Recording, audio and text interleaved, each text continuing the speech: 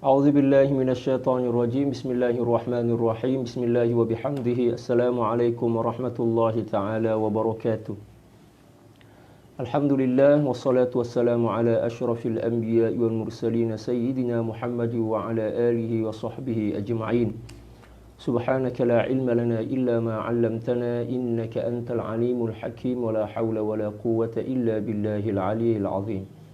Wa sallallahu ala sayyidina Muhammad wa ala alihi wa sahbihi wa sallam. Alhamdulillahi rabbil alamin. Min kitab Bidayatul Hidayah li Syekhul Islam Hujjatul Islam Al-Imam Abi Hamid Al-Ghazali radhiyallahu ta'ala an. Wa nafa'ana Allahu bi'ulumihi wa ulumi syuyukhihi wa syuyukhina wa jami'i awliya'illahi salihin fid dharain. Allahumma amin. Para sahabat, kaum muslimin dan muslimat, demikian juga para santri dan santriwati Pondok Pesantren Tahfiz Tarbiyah dan Dakwah Syekh Yusuf Al-Hasani, Desa Beringin Jaya, Luwu Timur. Semoga Allah Subhanahu wa taala senantiasa melimpahkan rahmat, hidayah dan taufiknya kepada kita semua, dan senantiasa memelihara kita dari keburukan-keburukan, dan juga senantiasa memantapkan keimanan kita, menambah kecintaan dan kerinduan kita kepada Allah Subhanahu wa taala, dan pada akhirnya kita meninggal dalam keadaan husnul khatimah, lalu mendapatkan syafaat dari baginda Rasulullah sallallahu alaihi wasallam serta masuk syurga bighairi hisab bersama baginda Rasulullah sallallahu alaihi wasallam. Demikian juga ibu dan ayah kita, sahabat-sahabat kita, jiran-jiran kita, demikian juga kaum muslimin dan muslimat secara keseluruhan. Allahumma amin. InsyaAllah di hari yang penuh keberkahan ini, di hari Ahad 10 Maret 2019 dari Selangor, Malaysia, InsyaAllah kita akan kembali melanjutkan kajian kita dari kitab Bidayatul Hidayah karangan Sayyidil Imam Abi Hamid Al-Ghazali radhiyallahu ta'ala. Dan pada pagi hari ini kita akan membahas tentang Al-Qismus Tsani fi Ijtinabil Ma'asi. Pembahasan yang kedua yang menjelaskan tentang tata cara untuk senantiasa menjaga diri dari maksiat. Baik itu maksiat zahir, demikian juga maksiat hati. Dan juga dalam kitab ini beliau akan menjelaskan beberapa jenis penyakit yang banyak mewabah dan banyak menjadi sebab malapetaka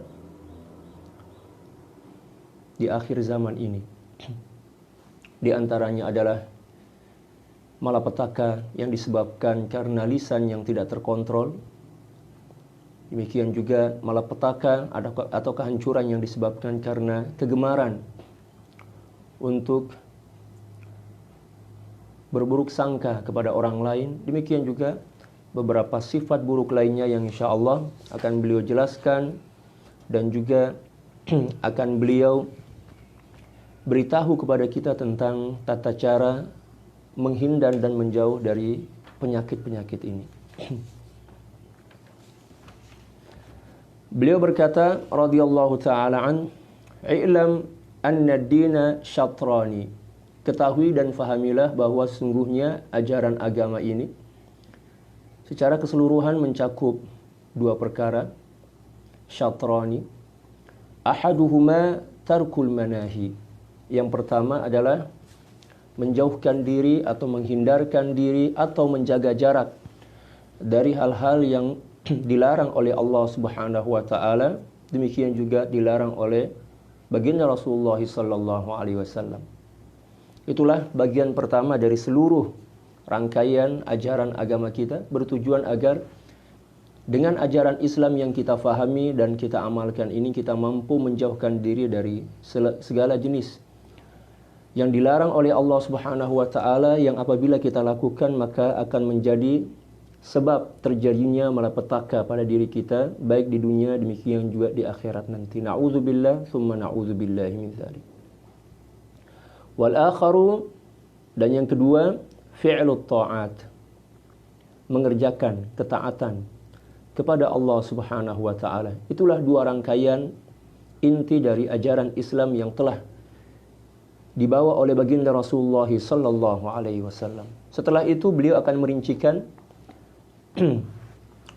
kedua rangkaian ini. Yang pertama kata beliau, wa tarkul ma'asi wa tarkul manahi huwal asyad.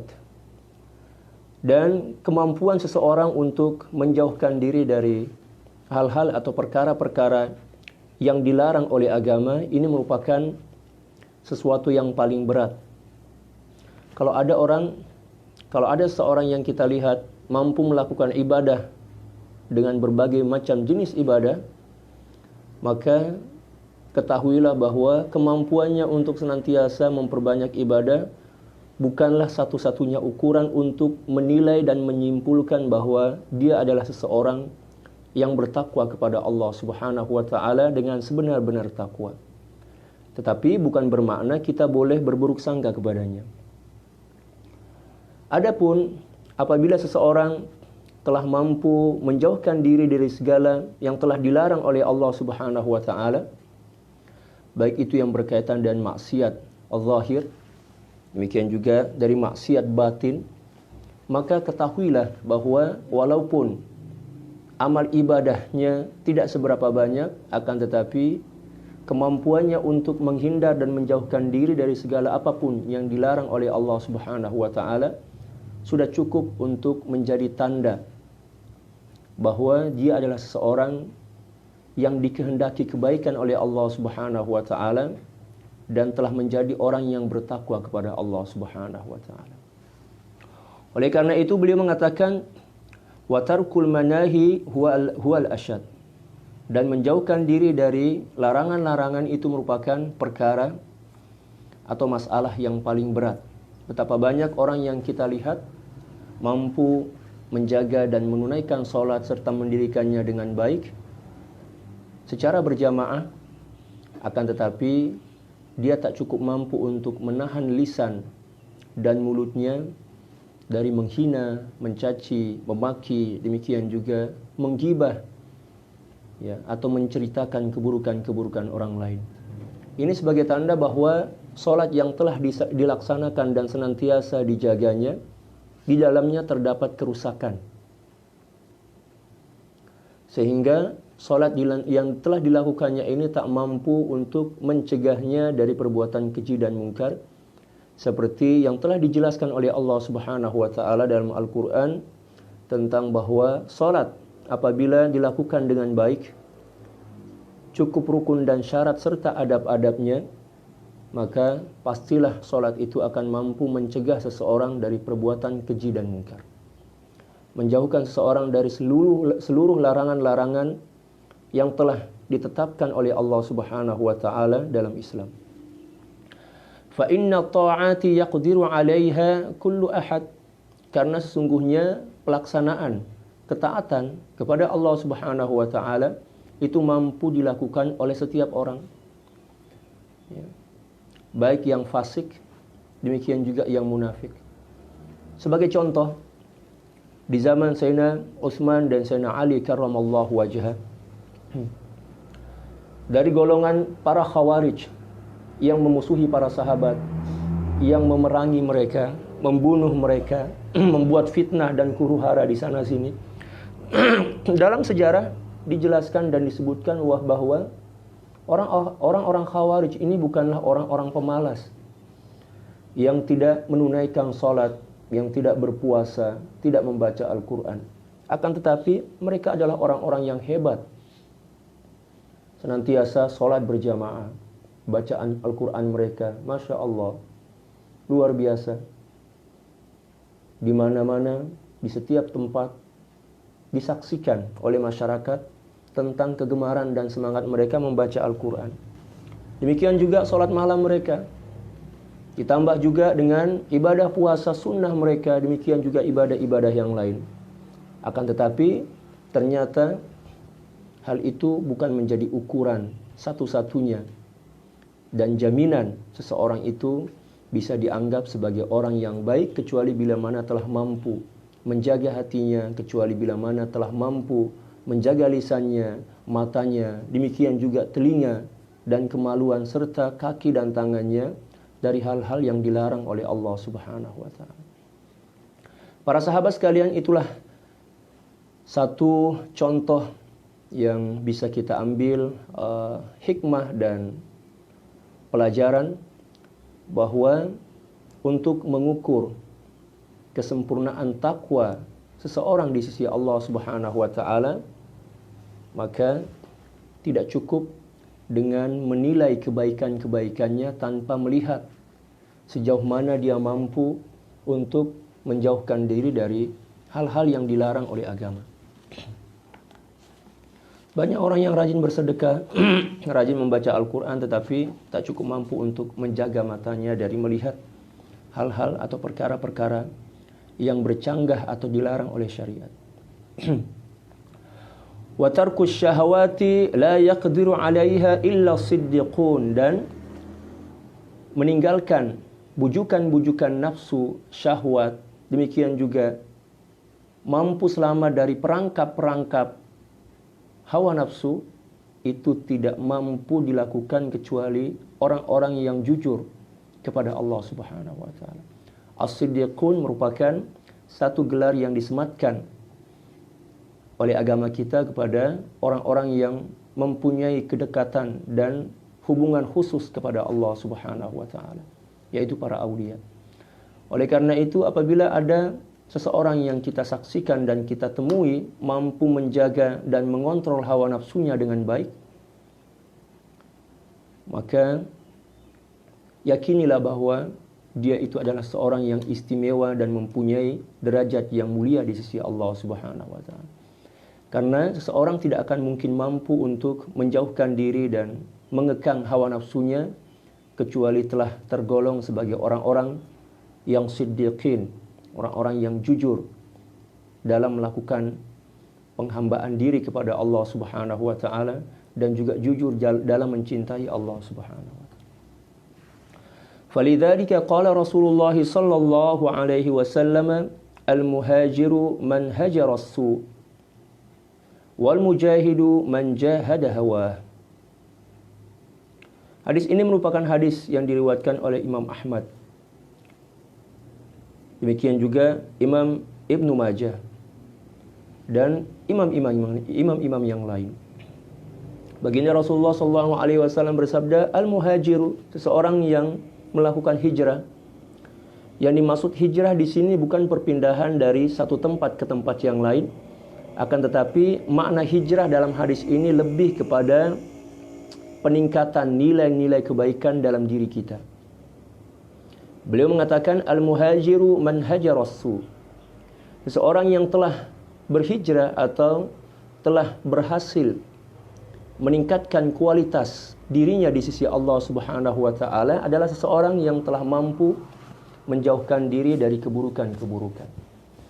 Maknanya bukan sebatas melakukan kebaikan untuk menjadi ukuran seseorang itu dianggap sebagai seseorang yang telah melakukan perubahan baik dalam dirinya, akan tetapi pembuktian itu juga harus nampak pada kemampuannya untuk semakin menjauh dari segala jenis keburukan. Wal mujahidu, dan orang yang berjihad, man jahada hawa. Seolah-olah baginda Rasulullah SAW dalam hadis atau penggalan hadis kedua ini ingin menjelaskan kepada kita bahwa seseorang yang sebenar-benar dianggap telah berhasil berjihad dengan jihad yang sebenarnya adalah saat seseorang telah mampu mengalahkan dan menundukkan keinginan hawa nafsunya. Dan hal itu disebutkan oleh baginda Rasulullah SAW dalam hadis yang lain. Beliau bersabda, "Au kama qala sallallahu alaihi wasallam," yang menjelaskan tentang syarat kesempurnaan iman seorang hamba. Beliau berkata, "Au kama qala sallallahu alaihi wasallam, la yu'minu ahadukum hatta yakuna hawahu taba'an lima ji'tu bih." Tidak akan pernah sempurna iman salah seorang di antara kalian kecuali bila mana telah mampu menundukkan, mengontrol, serta menekan keinginan hawa nafsunya dan mengikuti apapun ajaran yang telah kubawa. Itulah satu gambaran dari baginda Rasulullah SAW tentang hakikat seseorang yang berjihad fi sabilillah.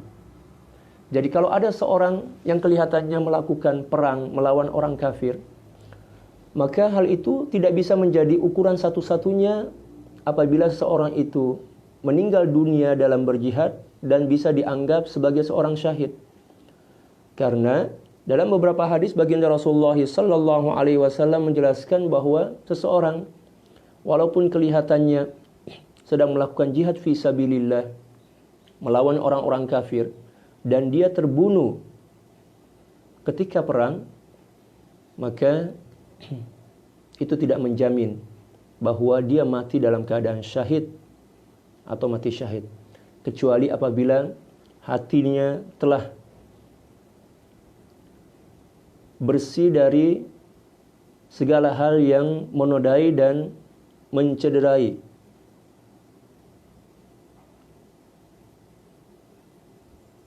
gelarnya yang diangkat sebagai syahid.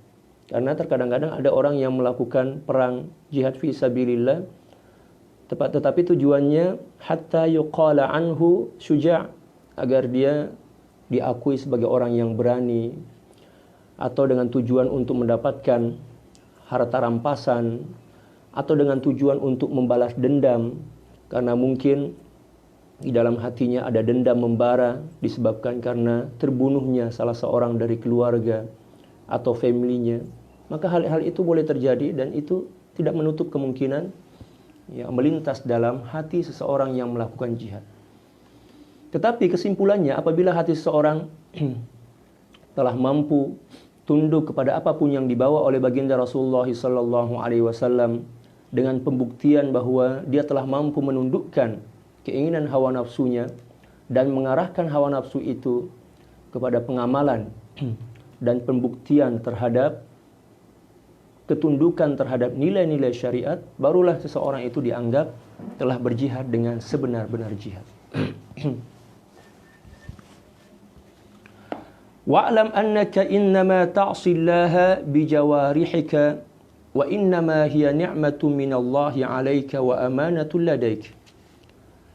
Fasti'anatuka bi ni'matillahi ta'ala 'ala ma'siyatihi ghayatul kufran.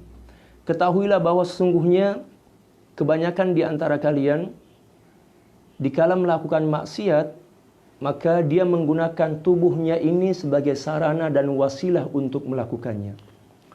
Wa innama hiya ni'matun minallahi 'alaik, dan ketahuilah bahwa sesungguhnya jawarih atau batang tubuh atau tubuh kita ini merupakan satu nikmat yang sangat agung dari Allah Subhanahu wa taala, wa amanatul ladaik, dan juga merupakan amanah yang wajib kita jaga dan kita pelihara. Fasti'anatuka bi ni'matillahi ta'ala ala ma'siyatihi ghayatul kufran. Maka apabila engkau menggunakan nikmat-nikmat yang telah dibagi dan diberikan oleh Allah Subhanahu wa taala, di antaranya adalah batang tubuh atau tubuh jasad kita ini, untuk melakukan maksiat kepada Allah Subhanahu wa taala, maka itu merupakan puncak dari kekufuran. Allah memberikan anugerah kepada kita dalam bentuk tubuh, batang tubuh kita ini, tujuannya agar dengan batang tubuh ini kita mampu melakukan dan menunaikan tugas-tugas penghambaan kita kepada Allah Subhanahu wa taala dengan tujuan yang baik agar kita bisa mendapatkan kedekatan diri kepada Allah Subhanahu wa taala. Akan tetapi penyalahgunaan terhadap nikmat yang bertujuan untuk mendekatkan diri kita kepada Allah Subhanahu wa taala seperti apa yang dikehendaki oleh Allah Subhanahu wa taala, akan tetapi kita menggunakannya untuk bermaksiat kepadanya, maka itu adalah merupakan puncak kekufuran. Seakan-akan kita menghina dan mencaci Allah Subhanahu wa taala. Seakan-akan kita meremehkan Allah Subhanahu wa taala. Dialah yang memberikan nikmat itu, dan dengan nikmat itu jugalah kita bermaksiat dan mendurhakainya. Na'udzubillah tsumma na'udzubillahi min dzalik. Oleh karena itu, marilah kita menjaga nikmat ini dengan cara menggunakan nikmat batang tubuh atau tubuh kita ini sesuai dengan apa yang menjadi amanah Allah Subhanahu wa taala kepada kita. Kita gunakan untuk mendekatkan diri kepada Allah Subhanahu wa taala. Mata kita, telinga kita, lisan kita, pendengaran kita, akal kita, hati kita. Akal jangan kita gunakan untuk berpikir atau mencari jalan mengambil hak orang lain, berburuk sangka kepada orang lain. Demikian juga penyakit-penyakit buruk yang lainnya. Wa khiyanatuka fi amanatin istauda'aka Allahu ghayatut tughyan. Dan khianatmu terhadap seluruh amanah yang telah diamanahkan oleh Allah Subhanahu wa taala kepadamu itu merupakan puncak dari kedurhakaan atau puncak dari pembangkangan. Allah memberikan amanah kepada kita lalu kita khianati dengan cara merusak amanah itu.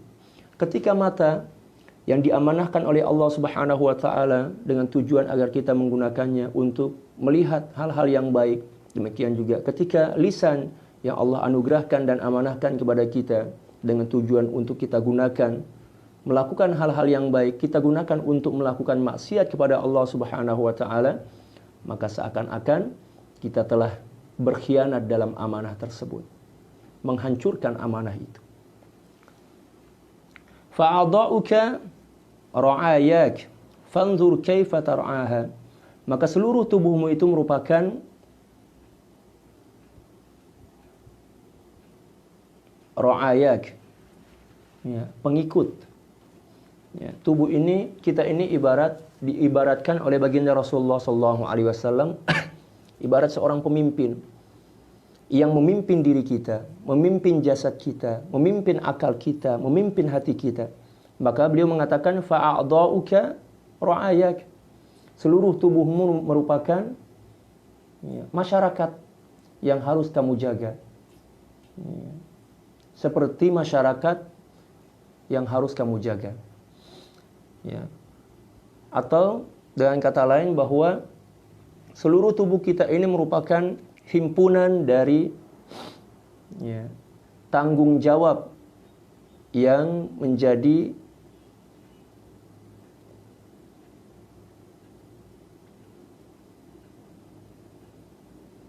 menjadikan kita sebagai seorang yang akan dimintahi keterangan dan tanggung jawab di hadapan Allah Subhanahu wa taala.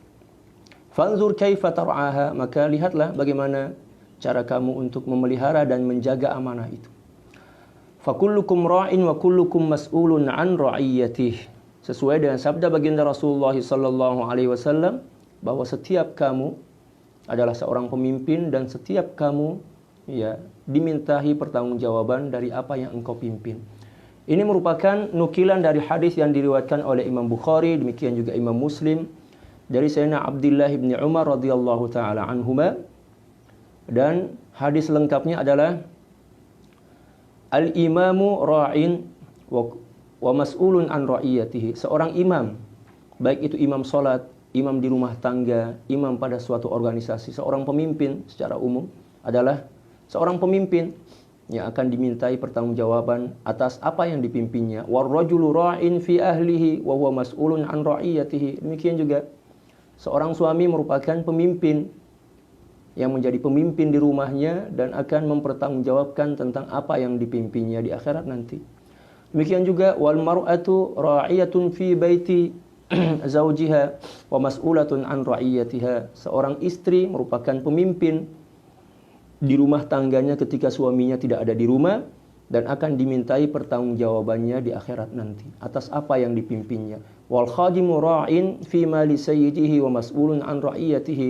Demikian juga seorang pembantu merupakan pemimpin yang akan dimintai pertanggungjawaban terhadap apa yang dipimpinnya di akhirat nanti. Ya, seorang pembantu adalah seorang yang mempunyai tanggung jawab untuk menjaga amanah harta dan kehormatan tuannya. Selanjutnya, wa'lam anna jami'a a'dha'ika satashhadu 'alaika fi 'aradatil qiyamati bilisanin talqin dhalqin tafdahuka bihi 'ala ru'usil khalaiq. Masya Allah. Ketahuilah bahwa sesungguhnya seluruh tubuhmu akan menjadi saksi bagimu fi 'aradatid dunya, di hari penggelaran atau pagelaran seluruh amal-amalmu di akhirat nanti bilisanin talqin zalqin. Ya, dengan lisan yang jujur, yang fasih dan juga tersusun rapi. Maksudnya apa? Di akhirat nanti seluruh tubuh kita ini akan menjadi saksi, berbicara dengan retorika yang sangat teratur. Dan dengan bahasa yang fasih, dia akan menceritakan si fulan ini yang bertanggung jawab atas diriku telah melakukan maksiat pada tanggal, pada bulan, pada hari, di tempat. Demikian juga dia akan menyebutkan siapapun yang menjadi saksi selain dirinya pada saat itu. Dan juga menyebutkan berapa masa yang digunakan untuk melakukan maksiat itu. Jadi semua apapun yang ada di hadapan kita, di sekitaran kita, sama ada diri kita sendiri, demikian juga makhluk yang ada dan ya, mengelilingin kita, itu akan menjadi saksi. Dan Allah Subhanahu wa Ta'ala akan menjadikan mereka sebagai makhluk-makhluk yang bisa berbicara untuk menjadi saksi terhadap apapun yang kita lakukan di dunia ini. Seseorang yang melakukan maksiat di tempat yang gelap, maka kegelapan itulah yang akan menjadi saksi. Kegelapan itu akan berbicara di hadapan seluruh makhluk dan disaksikan oleh para malaikat, para nabi dan rasul, dan juga disaksikan oleh Zat yang Maha Hakim, yaitu Allah Subhanahu wa Ta'ala, untuk mengambil keputusan dan tindakan atas apapun yang kita lakukan dengan saksi-saksi yang ada pada diri kita, demikian juga yang ada pada sekitaran kita. Kegelapan itu akan menjadi saksi bagi seorang yang melakukan maksiat dalam kegelapan. Demikian juga cahaya itu akan menjadi saksi bagi seorang yang melakukan maksiat di bawah cahaya itu. Oleh sebab itu, apabila kita menyadari bahwa segala sesuatu yang ada pada diri kita dan ada di sekitar kita ini menjadi saksi di akhirat nanti atas apapun yang kita lakukan, kita tidak akan pernah berani untuk melakukan maksiat kepada Allah Subhanahu wa Ta'ala. Demikian juga lintasan hati dan pikiran kita. Ketika di hati kita, demikian juga pikiran kita melintas lintasan yang buruk, niat yang jahat, jangan pernah mengatakan bahwa tidak ada yang menjadi saksi. Karena ketahuilah bahwa akal dan pikiran itulah yang menjadi saksi dan akan membongkar seluruh keburukan yang pernah melintas dan terlintas di dalam hati dan pikiran itu di akhirat nanti. Na'udzubillah tsumma na'udzubillahi min dzalik. Demikian juga halnya dengan ketaatan kepada Allah. Tubuh kita ini akan bersaksi di hadapan Allah Subhanahu wa Ta'ala atas ketaatan yang kita lakukan. Ketika lisan kita gunakan untuk membaca Al-Quran, berzikir, beristighfar, memberikan nasihat yang baik kepada orang lain setelah kepada diri kita sendiri, maka dia akan menjadi saksi kebaikan atas apa yang telah kita lakukan. Demikian juga ketika harta benda yang kita miliki, yang diamanahkan oleh Allah Subhanahu wa Ta'ala kepada kita infakkan fisabilillah, baik itu dalam bentuk sedekah, membantu fakir miskin, anak-anak yatim, demikian juga membangun fasilitas atau facility pendidikan agama, membangun jalan-jalan, maka harta benda itulah yang akan berbicara dan akan menjadi saksi kebaikan kita di akhirat nanti.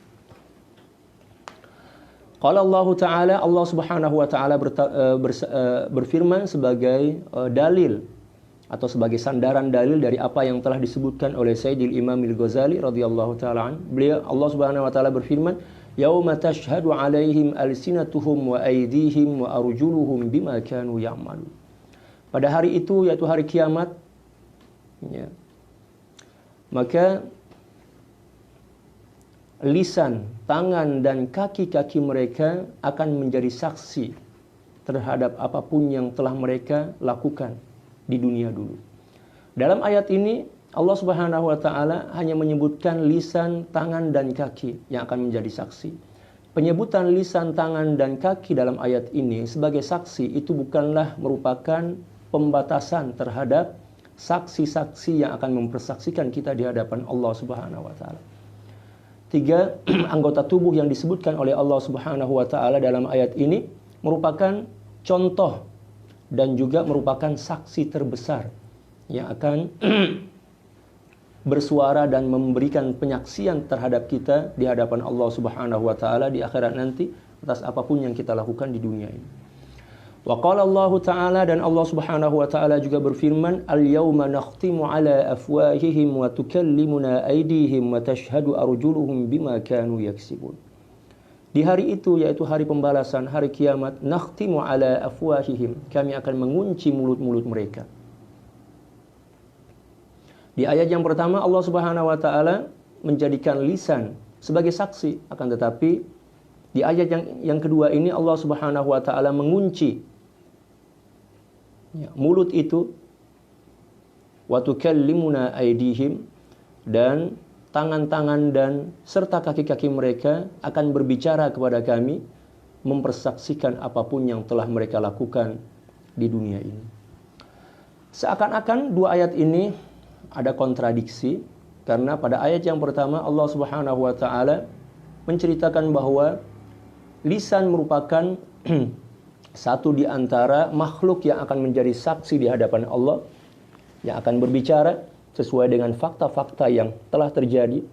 Adapun ayat yang kedua, Allah Subhanahu wa taala mengatakan bahwa mulut akan terkunci pada saat itu.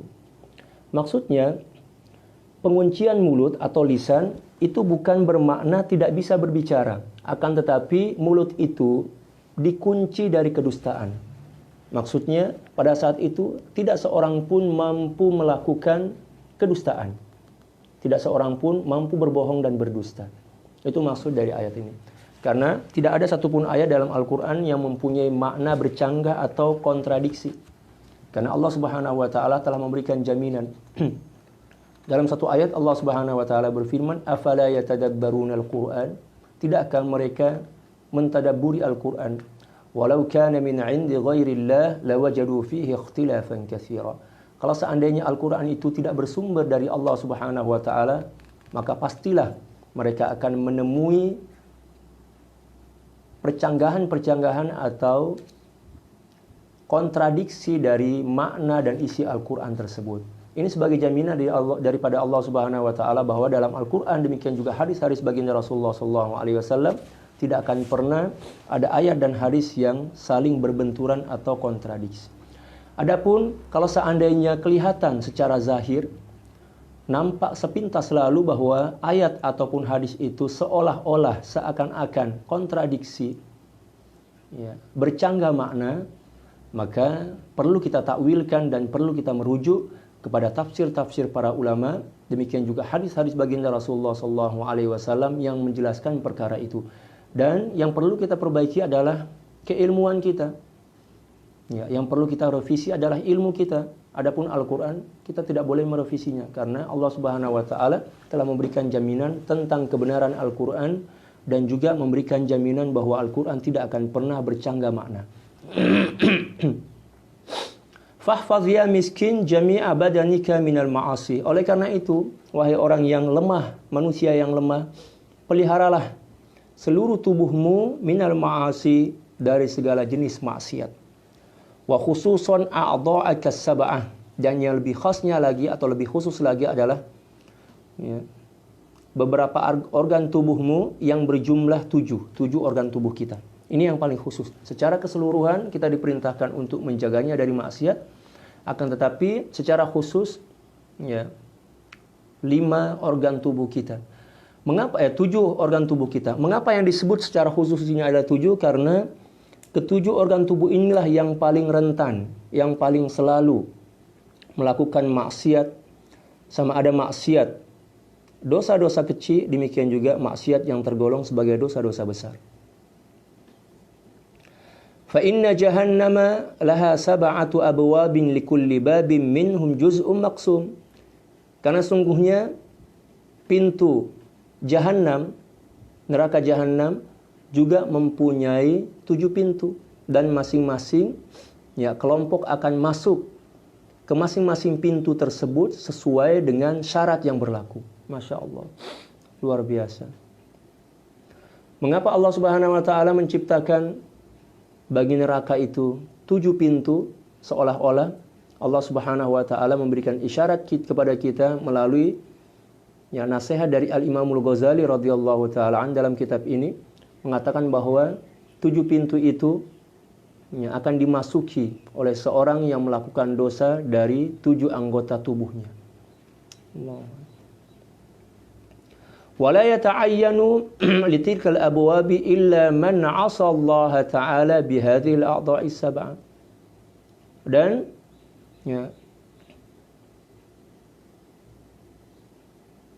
tidak menjadi kenyataan tentang kewujudan atau keberadaan 7 pintu neraka itu kecuali dipersiapkan untuk orang-orang yang melakukan maksiat dari 7 anggota tubuh. Wahia al-ainu, yang pertama adalah al-ain, mata. Ini anggota tubuh yang pertama. Dan inilah yang paling rentan melakukan maksiat setelah lisan. Wal udhun, yang kedua telinga. Wal lisan, Allahu Akbar, lisan yang paling banyak. Wal batnu, perut, mencuri harta orang lain, memakan harta anak yatim, memakan riba, perut. Wal farju, demikian juga alat vital atau kemaluan kita. Wal yad, yang keenam tangan. Wal rij, demikian juga yang ketujuh adalah kaki. Ammal ainu fa innama khuliqat laka litahtadiya biha fi dhulumat. Adapun berkaitan dengan nikmat mata, maka tidaklah Allah Subhanahu wa taala menciptakan mata itu kecuali agar engkau menjadikannya sebagai panduan, sebagai penunjuk arah bagimu untuk melakukan perjalanan atau melalui kegelapan. Maksudnya, mata itu kita jadikan sebagai penerang jalan dalam kegelapan. Wa tasta'ina biha fil hajat, demikian juga kamu gunakan untuk menunaikan keperluan-keperluan dan hajat-hajatmu.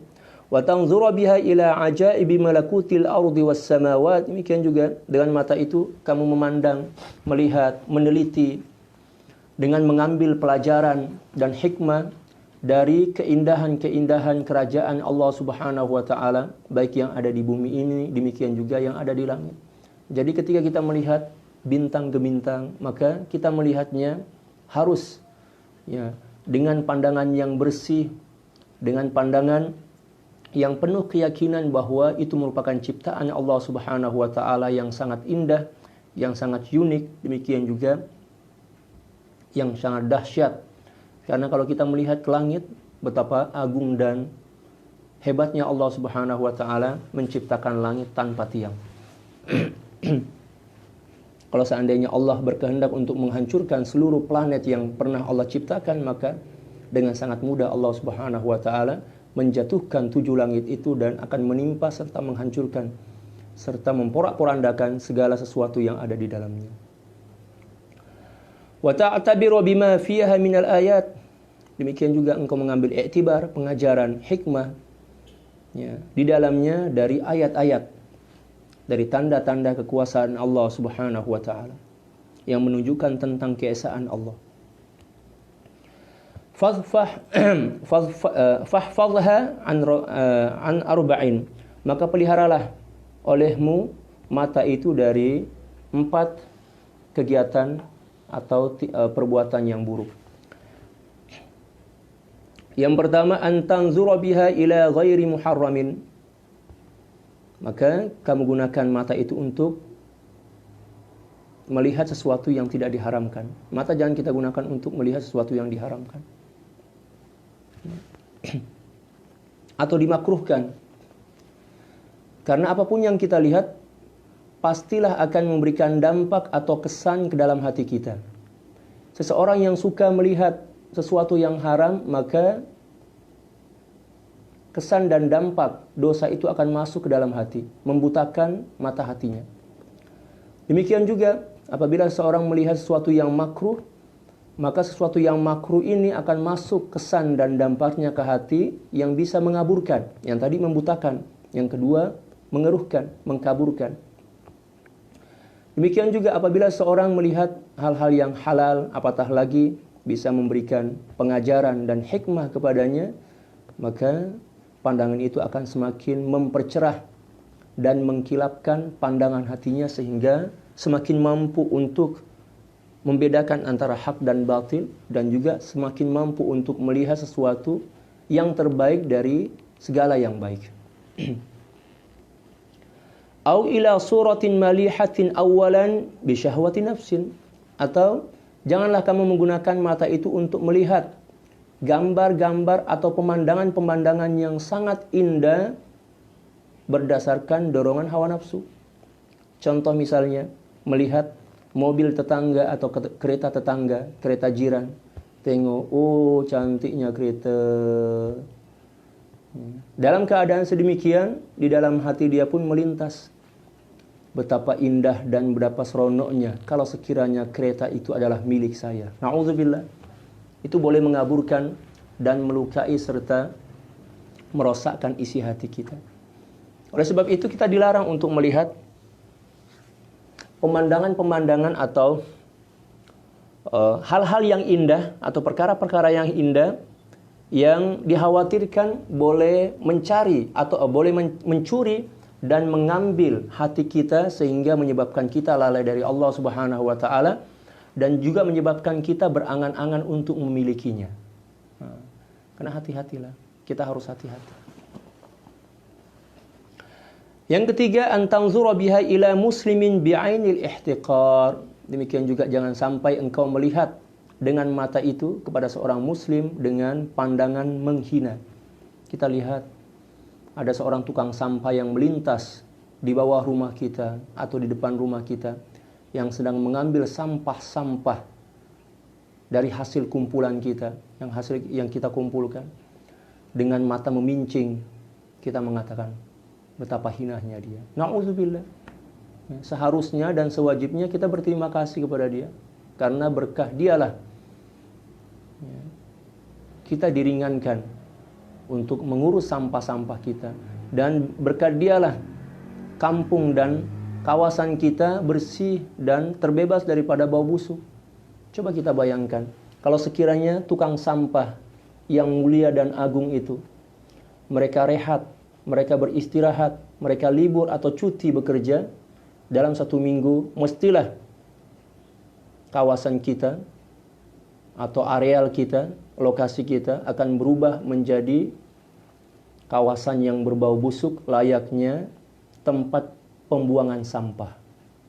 Oleh karena itu, kita wajib berterima kasih dan bersyukur serta mendoakan terbaik kepada abang-abang tukang sampah kita, karena mereka adalah orang-orang yang sangat berjasa kepada kita dan kita banyak berhutang jasa kepada mereka.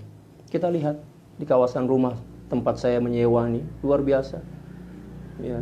Subuh di sini pukul 6. Mereka pukul 5 sudah mulai gerak, beraktivitas, mulai bekerja, mengangkat sampah-sampah kita. Allahu Akbar. Kita masih tidur atau masih sibuk dengan handset kita, tapi mereka telah sibuk dengan kotoran-kotoran kita. Oleh sebab itu sepatutnya kita berterima kasih kepada betapa mulia mereka. Wa ammal udhun, adapun telinga, fahfazha ala an tusghiya biha ila al-bid'ati wal ghibati aw al-fuhshi aw al-khawdi fil batil aw dhikri masawi an-nas. فإنما خلقت لك لتسمع بها كلام الله تعالى وسنة رسوله صلى الله عليه وسلم وحكمة أوليائه وتتوصل باستفادة العلم بها إلى الملك المقيم والنعيم الدائم في جوار رب العالمين. Demikian juga telinga. Maka peliharalah olehmu akan telinga itu dari menggunakannya untuk mendengar perkataan-perkataan bid'ah, sesuatu yang bercanggah dengan syariat. Awil ghibah, demikian juga mengumpat, mendengar umpatan atau hinaan, menceritakan keburukan orang lain, mendengarkan perkataan-perkataan yang lucah, yang amoral istilah kita. Demikian juga terjebak dengan cerita-cerita yang batil, yang buruk, atau mendengarkan cerita tentang keburukan-keburukan orang lain. Karena sesungguhnya telinga itu tidaklah dicipta oleh Allah Subhanahu wa taala dan dihadiahkan kepadamu kecuali agar engkau menggunakannya untuk mendengar kalam Allah Subhanahu wa taala. Demikian juga sunnah-sunnah baginda Rasulullah SAW dan juga nasihat-nasihat para aulia. Serta dengan mata itu, dengan telinga itu engkau gunakan untuk mendengarkan ilmu pengetahuan agar engkau mendapatkan kebahagiaan yang hakiki yang berkekalan di akhirat nanti fi jiwari rabbil alamin, dekat bersama Allah Subhanahu wa taala. Saya akan membaca secara ringkas ya. Oke. Fa idza asghayta biha ila syai'in minal makarihi sara ma kana laka 'alaik wa anqalaba ma kana sababa fawzika sababa halakika. Bila mana engkau menggunakan telinga itu untuk mendengarkan sesuatu yang buruk, yang dibenci oleh agama, yang tidak sesuai dengan aturan syariat, maka yang sepatutnya telinga itu menjadikanmu mendapatkan keuntungan dan munafaat daripadanya, berubah menjadi sesuatu yang menjadi malat petaka dan kehancuran bagimu. Wa anqalaba ma kana sababa fawzika sababa halakika. Dan akan berubah sesuatu yang sepatutnya menjadikanmu menjadi orang yang berjaya dan selamat di akhirat nanti, berubah menjadi sesuatu yang menyebabkanmu celaka dan binasa. Sama ada di dunia, demikian juga di akhirat nanti. Wa hadza ghayatul khusran, dan ini merupakan kemuncak daripada kerugian. Nauzubillah. Kita guna telinga untuk hal-hal yang buruk. Yang sepatutnya telinga ini boleh menyebabkan kita semakin dekat kepada Allah. Bila mana itu berlaku, maka kerugian yang amat besar akan menjadi penyesalan yang tidak berpenghujung di akhirat nanti. Wala tazunnanna annal itsma yahtassu bihil qail dunal mustami', fa fil khabari annal mustami' syarikul qail wa huwa ahadul muktabin. Dan jangan kamu menyangka bahwa dosa ya, dari mendengarkan sesuatu yang buruk itu hanya berimbas atau diperuntukkan atau menimpa seseorang yang memperkatakan keburukan itu, akan tetapi ternyata orang yang mendengarkan keburukan itu pun juga ya, mendapatkan dosa apabila dia tidak segera berpaling dari mendengarkan keburukan itu. Fafil khabari, dalam satu hadis diriwayatkan oleh dari baginda Rasulullah SAW yang disebutkan oleh Al-Imamul Ajluni dalam kitab Kashful Khafa, baginda Rasulullah SAW bersabda, demikian juga imam-imam yang lain, al-mustami' syarikul qail wa huwa ahadul muktabin. Orang yang mendengarkan cerita-cerita tentang keburukan orang lain merupakan orang yang juga berkongsi terhadap orang yang menceritakannya dan juga tergolong sebagai salah seorang yang melakukan dosa ghibah. Nauzubillah. Wa amma lisanu, adapun lisan atau lidah, fa innama khuliqat laka litukthira bihi dzikrallahi ta'ala wa tilawati kitabihi wa turshida bihi khalqallahi ta'ala ila tariqihi wa tuzhira bihi ma fi dhamirika min hajati dinika wa dunyaka. Adapun lisan atau mulut, sesungguhnya lisan dan mulut itu diciptakan oleh Allah Subhanahu wa taala agar dengannya engkau memperbanyak zikir kepada Allah Subhanahu wa taala, membaca Al-Qur'an, demikian juga memberikan nasihat kepada orang lain menuju ke jalan yang benar kepada Allah Subhanahu wa taala. Demikian juga dengan lisan itu kamu menggunakannya untuk menzahirkan atau untuk meluahkan isi hatimu yang berkaitan dengan keperluan-keperluan agama dan duniamu. Karena lisan ini merupakan alat ta'bir atau alat komunikasi untuk menerjemahkan dan mengungkapkan isi hati.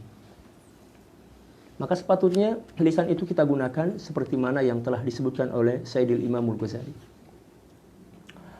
Fa idza ista'maltahu fi ghairi ma khuliqa lahu faqad kafarta ni'matallahi ta'ala fi. Apabila kamu telah menggunakan lisan itu selain dari apapun yang menjadi tujuan penciptaannya oleh Allah Subhanahu wa taala, yaitu kita gunakan untuk kebaikan, faqad kafarta ni'matallahi ta'ala fi, maka sungguh kamu telah ingkar atau kufur nikmat terhadap nikmat lisan tersebut. Wa huwa aglabu a'dha'ika 'alaika wa 'ala sa'iril khalqi, dan lisan ini merupakan anggota tubuh atau organ tubuh kita yang paling mendominasi menghancurkan diri kita dan juga menghancurkan orang lain. Allahu Akbar. Lisan ini memang adalah makhluk yang paling banyak menjadi sebab kerosakan. Sama ada pada diri kita, demikian juga pada orang lain.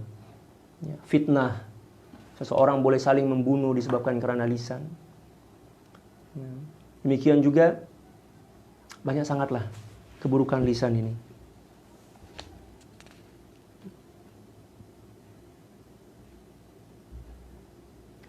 Allahu Akbar.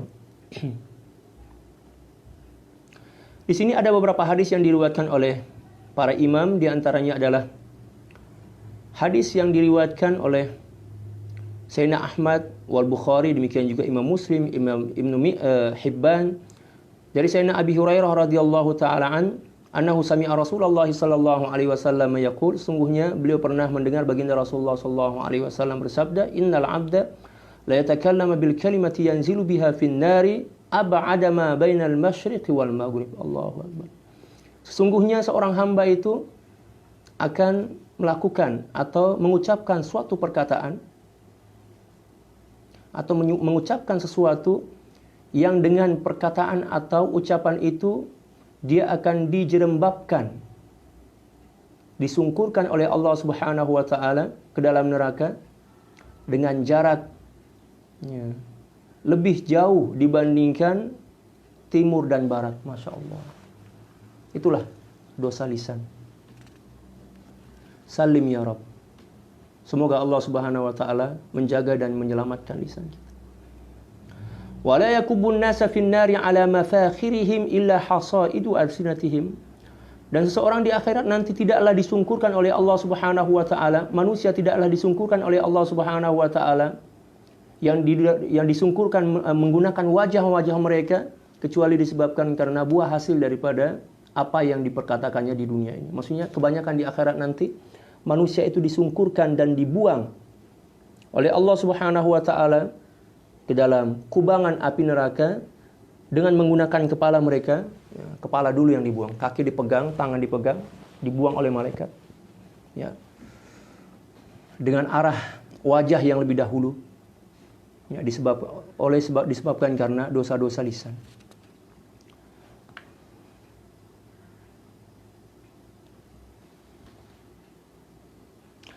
Fastazhir alaihi bighayati quwwatika hatta la yakubbuka fi qa'ri jahannam. Maka kuasailah, kontrollah ya, dengan sekuat-kuatnya lisanmu ini agar tidak menjadi sebab engkau akan disungkurkan dengan wajahmu oleh Allah Subhanahu wa taala di api jahannam kelak. Nauzubillah. Wa fil khabar, nah kita lihatlah, Allahu akbar, dosa lisan di antaranya adalah hoax, berita bohong. Kita lihat di dalam tayangan-tayangan televisi kita di Indonesia menceritakan keburukan dan keaiban orang lain, itu telah menjadi konsumsi publik. Sengaja para artis, para bintang film itu diinterview, diwawancarai. Ketika mereka terjebak oleh masalah, tujuannya adalah untuk mencari dan mengorek-ngorek keburukan-keburukan orang lain dan diekspos, disebarkan melalui media TV. Dan coba kita bayangkan berapa puluh juta orang yang melihatnya. Maka setiap orang yang melihat dan mendengarkan cerita-cerita tentang kebohongan, demikian juga cerita-cerita tentang keburukan orang lain, dia mendapatkan dosa, dan dosa-dosa para pendengar yang telah mendengarkan apa yang seseorang sampaikan itu pun juga akan dimasukkan ke dalam timbangan amal keburukannya. Na'udzubillah tsumma na'udzubillahi min dzalik. Oleh karena itu, hati-hatilah. Kita sama-sama berdoa moga-moga Allah Subhanahu wa taala menjaga lisan kita. Fa fil khabar, dalam satu hadis, innar rajula la yatakallamu bil kalimati liyudhika biha ashabahu fayahwi biha fi qa'ri jahannam 70 kharifa.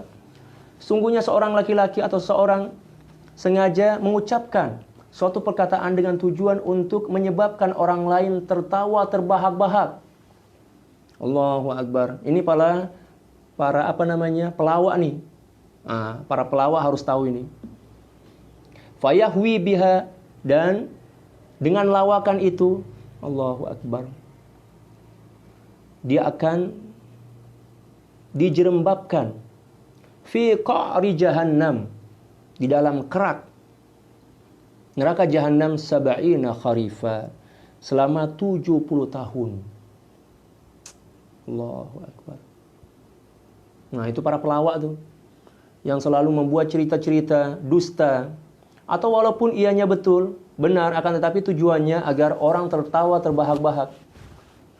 Maka diancam oleh baginda Rasulullah SAW bahwa di akhirat nanti dia akan disungkurkan masuk ke kerak jahanam. Dan kita ketahui bahwa jahanam ini merupakan salah satu neraka yang paling buruk, yang paling dahsyat. Oleh sebab itu, jangan kita membiasakan diri untuk membuat video-video atau cerita-cerita atau status-status di Facebook kita dengan kalimat-kalimat yang menyebabkan orang lain terbahak-bahak.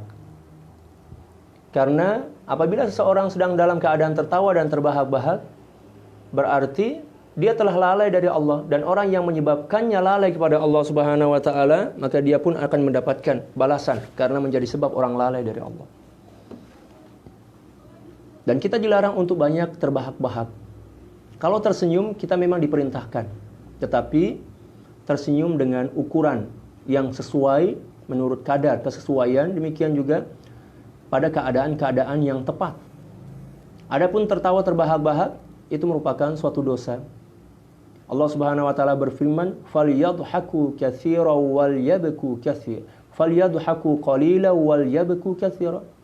Maka sepatutnya lah mereka banyak-banyak menangis dan mengurangi atau tidak banyak terbahak-bahak. Ruya annahu qutila syahidun fil ma'rakati ala ahdi Rasulillah sallallahu alaihi wasallam faqala qailun hani'an lahul jannah. فقال النبي صلى الله عليه وسلم ما يدريك لعله كان يتكلم فيما لا يعني ويبخل فيما لا يغني. Allahu Akbar. Diceritakan, ada suatu riwayat menceritakan bahwa ada seorang sahabat yang mati syahid dalam peperangan fisabilillah di zaman baginda Rasulullah sallallahu alaihi wasallam, sehingga seseorang berkata dan didengar oleh baginda Rasulullah sallallahu alaihi wasallam, wah, betapa bahagianya dia mati syahid dan masuk surga. Apa respon dari baginda Rasulullah sallallahu alaihi wasallam? Maka baginda Rasulullah sallallahu alaihi wasallam berkata, "Ma yudrik?" Apa kamu tahu hakikat sebenarnya? Tahukah kamu? Macam itulah. La'allahu kana yatakallamu fima la ya'ni wa yabkhalu fima yughni. Tidak ada jaminan dia masuk surga, kata baginda Rasulullah sallallahu alaihi wasallam. Karena kemungkinan atau boleh jadi semasa hayatnya dia pernah mengucapkan perkataan-perkataan yang tidak bermanfaat, yang mengandung dosa maksud dia. Wa yabkhalu fima la yughni. Demikian juga bersikap bakhil, kedekut, kikir terhadap sesuatu yang tidak sepantasnya dikikirkan. Dengan sesuatu yang tidak bisa memberikan kekayaan kepadanya, maksudnya terlalu kikirlah sehingga dia menumpuk-numpuk harta karena takut miskin. Walaupun sebenarnya harta itu bukanlah sebab kita menjadi orang yang kaya, karena kekayaan hakiki dalam Islam adalah kemurahan hati. Laisal ghina an kasratil arad, innamal ghina ghinan nafs. Bukanlah kekayaan yang sejati yang sebenar adalah dengan banyaknya harta, akan tetapi kekayaan sejati ketika hati kita merasa cukup dengan Allah Subhanahu wa taala dan bersyukur dengan apapun jua yang dibagi oleh Allah Subhanahu wa taala kepada kita. Seterusnya, fahfaz lisanaka min samaniyah. Maka pelihara dan jagalah lisanmu daripada 3 perkara. Saya akan sebutkan setakat 4 saja kalau boleh sebab masa kita. Yang pertama, al-kadzib.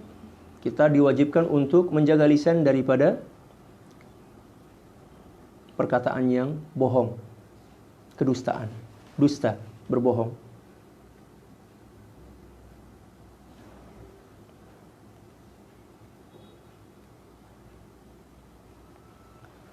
Baginda Rasulullah SAW menyebutkan dalam satu hadis, da' ma yaribuka au ma yuribuka ila ma la yuribuk. Tinggalkanlah segala sesuatu yang mencipta keraguan-raguan dalam hatimu. Fa innal kadhiba ribatun, karena sesungguhnya kebohongan atau kedustaan itu adalah ribah. Ya, riba itu maksudnya sesuatu yang akan merusakkan hati. Ya, akan mencipta keraguan-raguan dalam keimanan kita. Nauzubillah. Orang yang suka berbohong, maka Allah Subhanahu wa taala akan menghukumnya dengan semakin berkurangnya rasa yakin kepada Allah Subhanahu wa taala. Kita singkat saja. Fahfaz minhu lisanaka fil jiddi wal hazal. Peliharalah lisanmu dari berdusta, baik ketika sedang bersenda gurau ataupun ketika kamu sedang bersungguh-sungguh. Masya Allah. Kita dilarang untuk berbohong atau berdusta, baik ketika kita sedang serius, sedang bersungguh-sungguh dalam perbincangan, ataupun kita sedang bergurau. Dalam bergurau pun kita tidak dibenarkan berdusta. Tapi kita tengoklah para pelawak itu, memanglah dia orang bergurau aja kan, tapi kebanyakannya apa? Berdusta, namimah, ghibah, na'udzubillah. Walaupun ya, dia orang apa? Ya, konon lah bergurau, tapi itu juga dianggap sebagai dosa. Wala tu'awwid nafsaka al-kadhiba hazlan fayad'uka ila al-kadhib fil jid wal kadhibu min ummahatil kabair. Janganlah engkau membiasakan dirimu untuk berdusta walaupun dalam bergurau dan walaupun dalam gurauan. Karena berdusta atau kebiasaan berdusta dalam gurauan akan menghantarkan seseorang untuk berdusta ya, dalam kesungguhan. Allahu akbar. Sungguh-sungguh berdustalah macam itu. Wal kadhibu min ummahatil kabair. Dan dusta ini merupakan ibu kepada dosa-dosa besar. Na'udzubillah. Mohon maaf ya, saya mencampur aduk antara bahasa Indonesia dan bahasa Melayu. Summa innaka idza 'urifta bidzalika saqatat adalatuka. Kemudian engkau apabila dikenali sebagai seorang yang pendusta, maka ya, adalahmu, keadilanmu akan pupus, akan jatuh. Harga dirimu akan jatuh. Ya, walaupun dia pintar, walaupun dia kaya, walaupun dia terhormat, mempunyai jabatan, mempunyai pangkat, tetapi apabila dia pendusta, maka penilaian masyarakat akan berubah. Ya. Dan menganggap kita sebagai orang yang hina. Jadi berdusta itu akan menghinakan seseorang yang melakukannya. Dusta akan menghinakan seseorang yang melakukannya. Oleh sebab itu, bersifat jujurlah. Karena jujur itu lebih dekat kepada kesempurnaan takwa. Wasiqatu biqaulika. Demikian juga orang akan tidak percaya lagi kepadamu.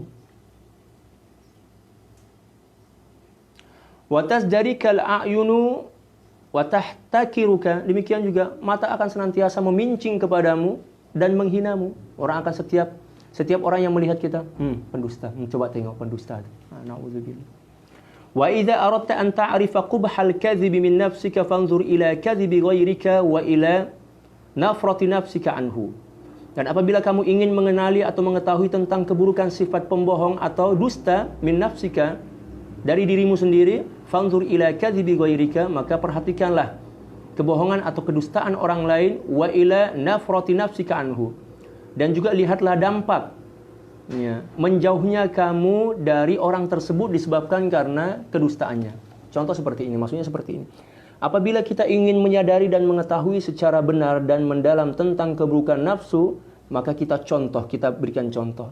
Bagaimana respon diri kita ketika berhadapan dengan seseorang yang telah kita ketahui sebagai pendusta.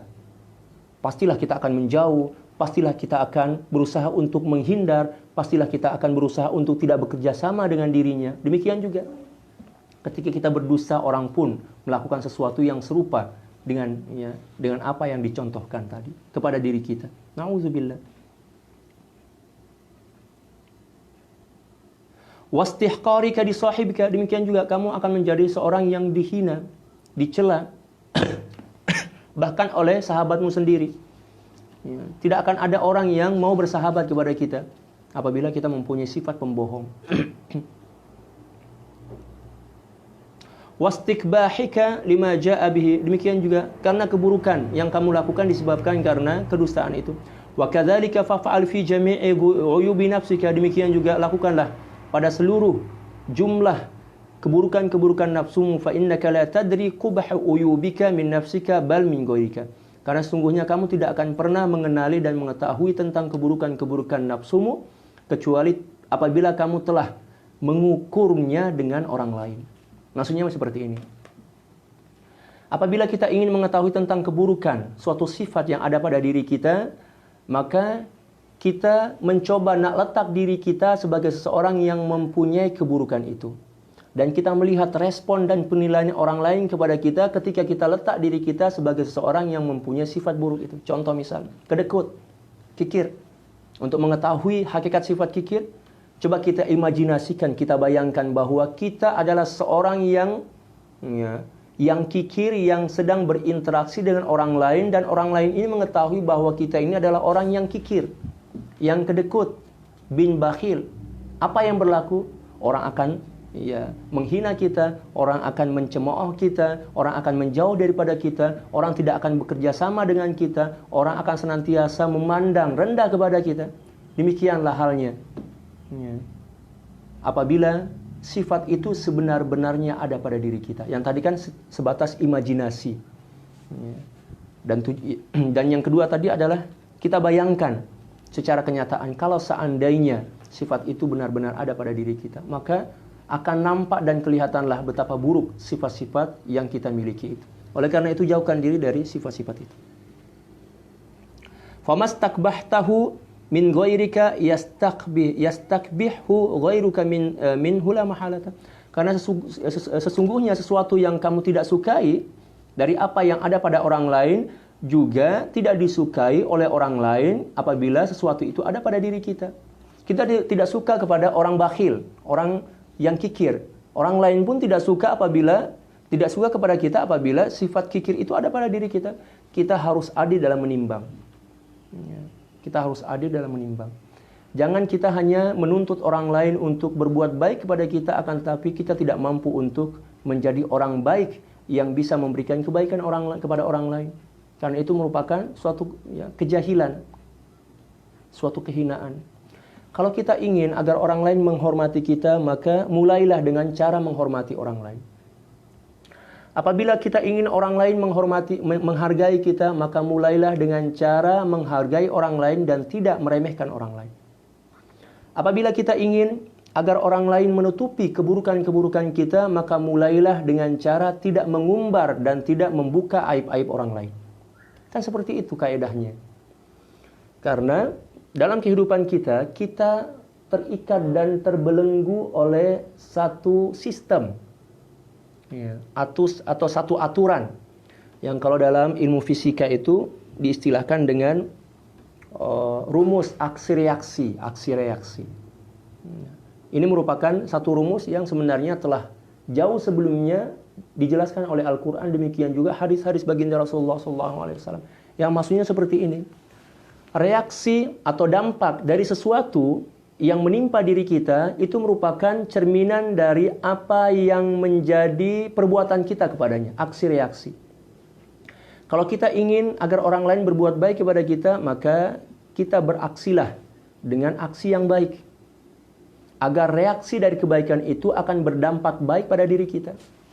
Allah Subhanahu wa taala berfirman, "In ahsantum ahsantum li anfusikum wa in asatum falaha." Bila mana kamu berbuat baik kepada orang lain dan itu merupakan aksi, maka orang baik pun akan berbuat baik kepadamu dan itu merupakan reaksi. Contoh yang lain. Baginda Rasulullah SAW bersabda, kama qala sallallahu alaihi wasallam, kama tadinu tudan. Sebagaimana engkau berbuat, maka balasannya pun serupa dengan perbuatan itu. Jadi kita terbelenggu dan terikat oleh hukum itu, hukum aksi reaksi. Oleh karena itu, apabila kita ingin agar Allah senantiasa menjaga kita, maka jagalah Allah. Ya kan? Dalam hadis seperti itu kan, fahfazillah yahfazka. Jagalah Allah, maksudnya senantiasalah mengingat Allah Subhanahu wa taala dan menjaga diri dari segala apapun yang dilarang dan dimurkai oleh Allah Subhanahu wa taala, niscaya Allah akan mencintaimu, niscaya Allah Subhanahu wa taala akan memberikan yang terbaik untukmu. Jadi kita terikat oleh satu sistem itu, hukum aksi reaksi. Jangan kita ingin merubah sesuatu yang menjadi ketetapan dalam hidup kita. Kita ingin merubah agar aksi reaksi ini berubah menjadi sesuatu sesuai dengan keinginan kita. Walaupun kita berbuat buruk kepada orang lain, kita ingin agar orang lain itu berbuat baik kepada kita. Wah, ini menyalahi aturan. Ya, karena kita telah terikat oleh sistem itu. Ya, hukum aksi reaksi.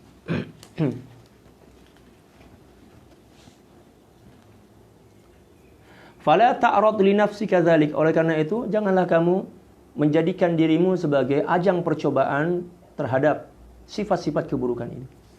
Asani yang kedua, al-khulufu fil wa'ad. Ya, menyalahi janji atau tidak menepati janji. Ini merupakan satu di antara dosa yang sangat buruk.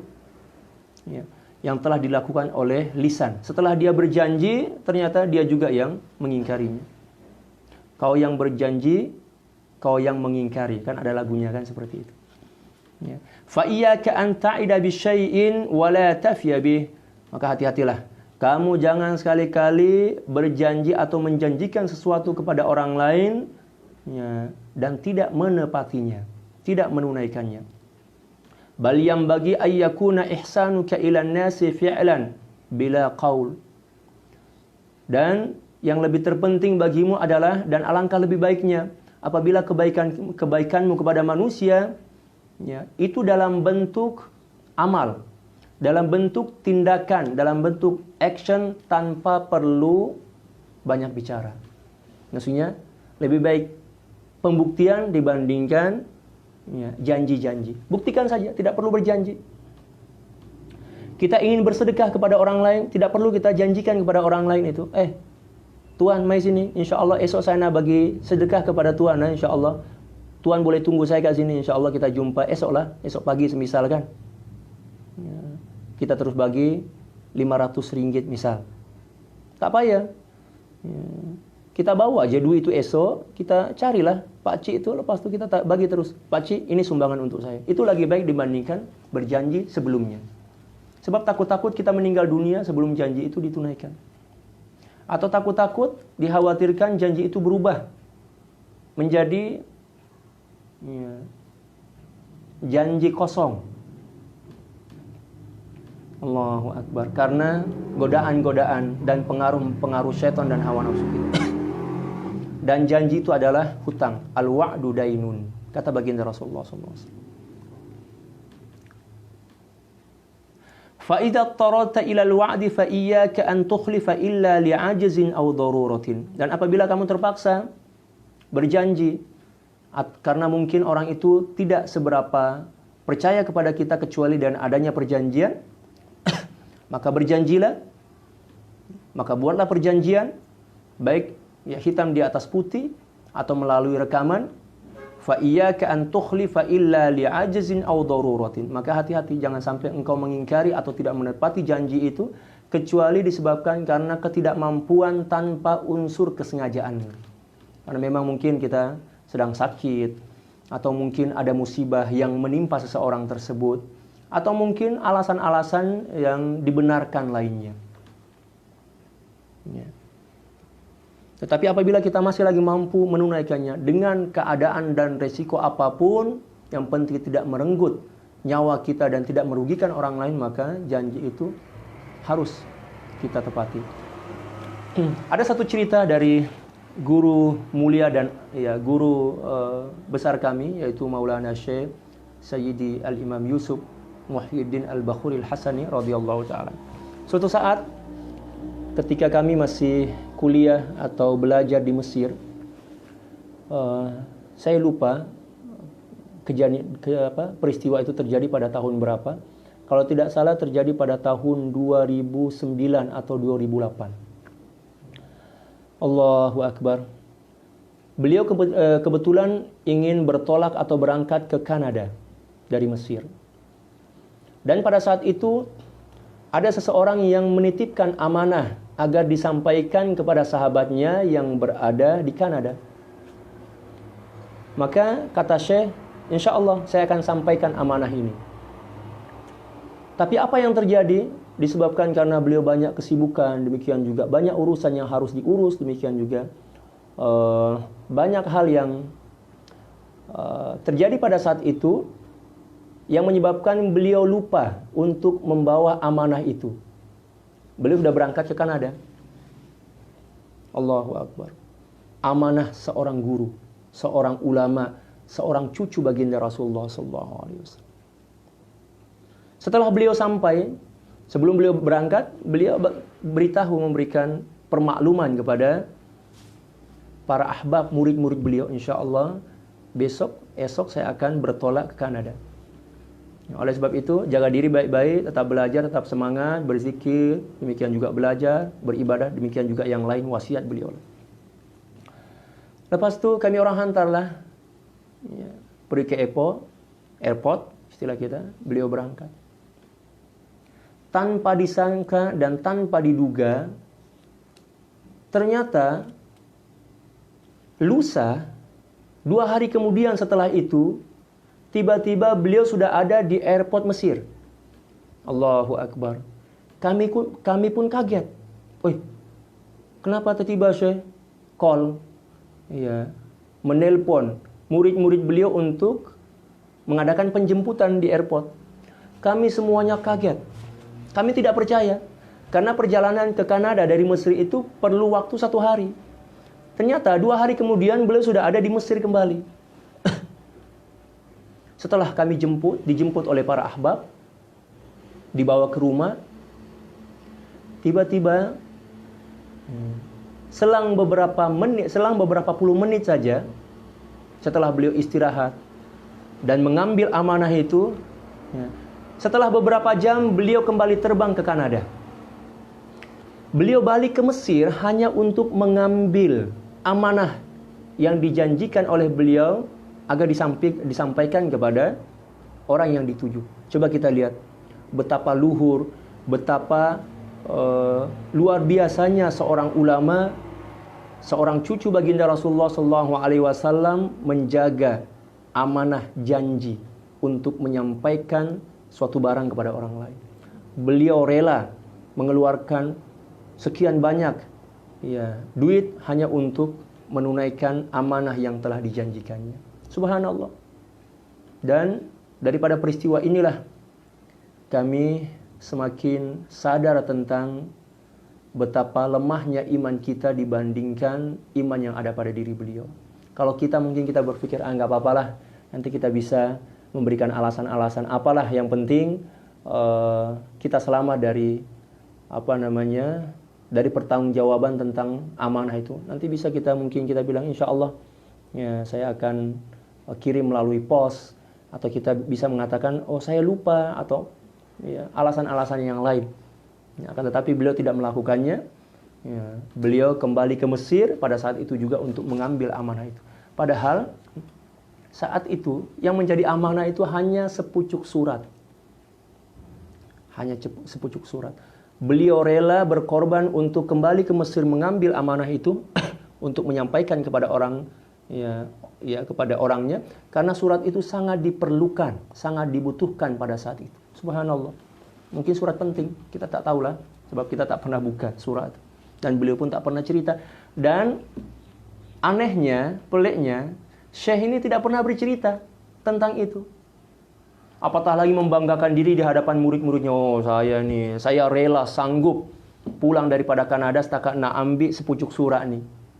Nak tunjuk dirilah macam tu. Syekh tak buat macam tu. Beliau senyap je. Tak ada cakap pun. Tapi para murid yang berusaha untuk mencari sebab dia, terjumpalah sebab itu. Subhanallah. Radhiyallahu ta'ala anhu wa nafa'ana bih. Moga-moga beliau panjang umur, senantiasa sehat, dan keberkatan beliau senantiasa dan berterusan mengalir pada jiwa-jiwa kita semua. Allahumma amin. Fa inna dzalika min amaratin nifaqi wa khaba'ithil akhlaq. Karena sungguhnya berkhianat atau menyalahi janji itu merupakan satu di antara tanda-tanda wujudnya atau adanya sifat nifak dalam diri kita. Demikian juga sebagai tanda keburukan akhlak. Qala Nabi sallallahu alaihi wasallam, baginda Rasulullah sallallahu alaihi wasallam bersabda, kama qala sallallahu alaihi wasallam, tinggal sedikit lagi insyaallah. Thalathun man kunna fihi fahuwa nifaqun wa in shama wa shalla. Ada 3 perkara atau 3 sifat yang apabila 3 sifat itu berada pada dirimu, maka 3 sifat itulah yang menjadi tanda sifat kemunafikan atau menjadi tanda bahwa dirimu itu adalah seorang yang munafik. Walaupun ya, dia salat dan dia berpuasa. Yang pertama kata beliau, man idza ahdatsa kadzab, yaitu seseorang yang apabila berkata suka berbohong. Allahu akbar. Tanda-tanda munafik. Wa idza wa'ada akhlaf, dan apabila berjanji dia ingkar janji. Wa idza tumina khan, dan bila mana ya, dia dipercaya dia berkhianat. Ini merupakan ya, 3 di antara tanda-tanda kemunafikan. Na'udzubillah. Ats-tsalits, yang ketiga, al-ghibah, menjauhkan diri daripada ghibah. Ghibah maksudnya mengumpat atau menceritakan keburukan orang lain. Fahfadz lisanaka anha, pelihara dan jagalah lisanmu dari perbuatan ghibah. Na'udzubillah.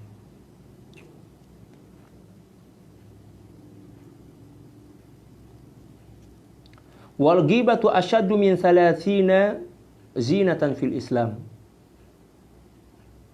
Allah. Zainatan fil Islam. Sesungguhnya ghibah atau menceritakan keburukan orang lain, dan ini terjadi di negara kita Indonesia. Kita lihatlah tayangan televisi yang menceritakan keburukan orang lain melalui tayangan silet, melalui tayangan check and recheck.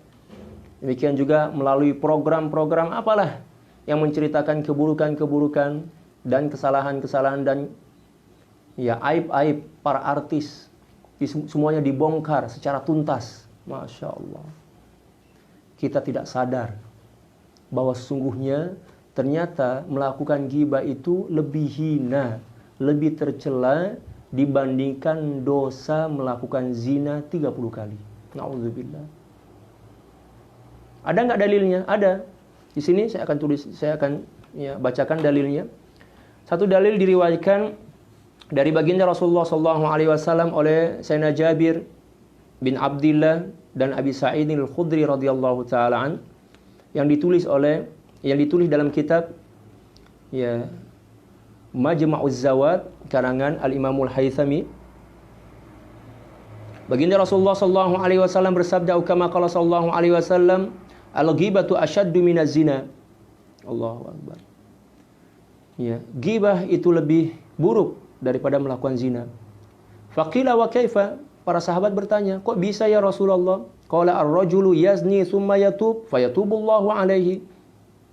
Orang yang melakukan zina, apabila dia berzina, walaupun zina ini merupakan dosa besar juga,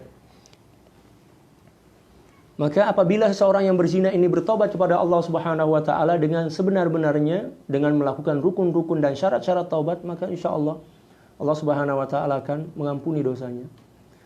Tetapi bukan berarti zina ini ya mempunyai dosa yang ringan. Tetap sama, zina pun merupakan dosa yang sangat besar dan buruk. Bahkan dalam fikih, dosa zina ini mendapatkan hukuman yang luar biasa.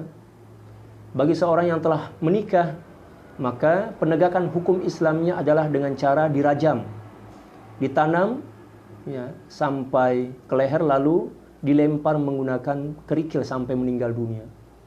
Itu satu di antara hukuman orang yang berzina ya, dalam Islam. Akan tetapi di negara kita tidak boleh kita tunaikan karena negara kita bukan negara Islam. Demikian juga apabila seorang itu belum menikah melakukan zina, maka hukumannya adalah 100 kali cambuk dan diasingkan, diusir dari kampung halaman selama 1 tahun. Ya. Tetapi di sini baginda Rasulullah SAW memberikan satu alasan, bahwa sesungguhnya apabila seorang melakukan zina dan segera bertaubat kepada Allah Subhanahu wa taala dengan sebenar-benar taubat, taubatan nasuha, menunaikan dan melakukan syarat-syarat dan rukunnya, maka Allah Subhanahu wa taala akan mengampuninya, karena zina ini merupakan suatu dosa yang urusannya antara seorang hamba dengan Allah Subhanahu wa taala saja. Wa inna sahibal ghibati la yaghfiru lahu hatta yaghfiru lahu sahibu. Dan orang yang melakukan ghibah walaupun dia telah bertaubat kepada Allah Subhanahu wa taala, orang yang menceritakan keburukan orang lain, kekurangan-kekurangan orang lain, walaupun dia telah bertaubat kepada Allah Subhanahu wa taala, sebelum atau selagi orang yang diceritakan keburukan dan keaibannya itu tidak memaafkannya, maka selama itu juga dosanya tidak akan pernah diampuni oleh Allah Subhanahu wa taala. Nauzubillah tsumma nauzubillah. Demikian juga orang yang suka mendengarkan ghibah, itu juga akan mendapatkan dosa. Karena orang yang bercerita tentang ghibah, demikian juga yang mendengarkan tentang ghibah, ya dianggap sama melakukan ghibah. Dosa-dosanya sama. Kita bayangkan presenter yang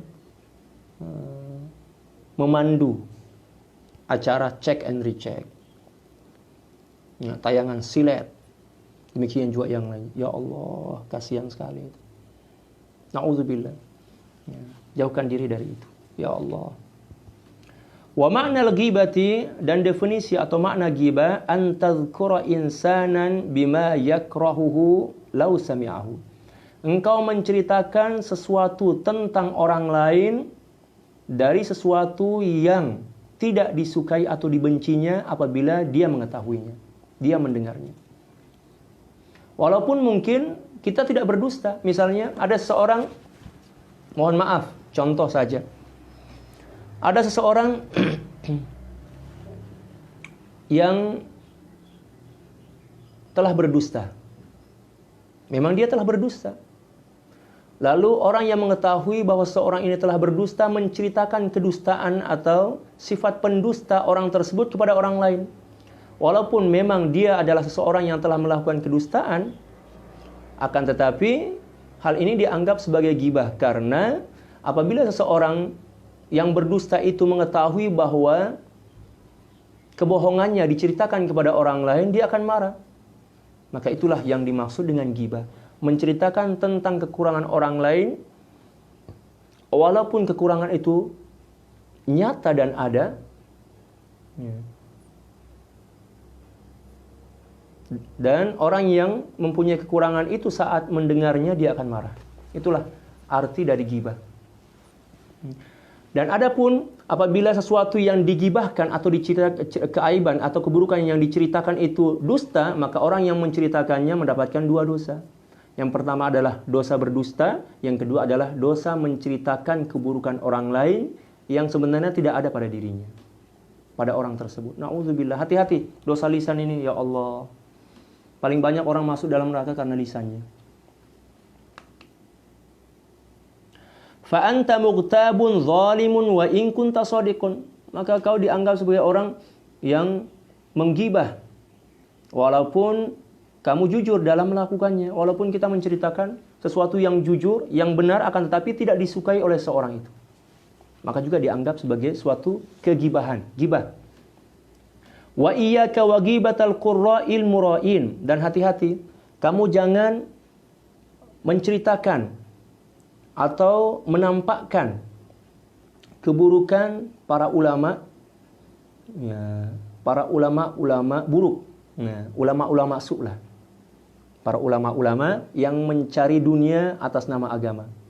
Walaupun dia adalah seorang, ya, yang menyampaikan kebenaran, ya, tetapi dengan tujuan yang tidak baik. Apabila ada suatu keburukan yang kelihatan pada diri mereka, maka kita pun juga diharamkan untuk menceritakannya kepada orang lain. Wa huwa an tufhimal maqsuda min ghairi tasrihin. Dengan cara apa? Beliau mencontohkan. Engkau memberikan isyarat tentang ketidaksukaanmu terhadap sifat buruk yang dimiliki oleh ulama buruk itu. Ya. Tetapi bukan dengan ucapan yang jelas, akan tetapi hanya menggunakan isyarat-isyarat atau kata-kata simbolik. Misalnya, ada seorang ulama yang buruk, ulama su istilahnya, sedang memberikan ceramah. Ketika dia berceramah, Dia berbicara tentang apa? Tentang nilai-nilai kejujuran. Tetapi kita tahu betul bahwa orang tersebut adalah pendusta. Ya kan? Kita tahu betul dia adalah pendusta. Karena mungkin dia adalah kawan kita. Dia adalah keluarga kita. Kita tahu. Tapi orang percaya bahwa dia adalah seorang yang paham tentang agama. Ada kepercayaan masyarakat kepada dia. Dia sedang memberikan dakwah, berceramah tentang nilai kejujuran. Mengajak orang melakukan kejujuran. Akan tetapi dia pendusta.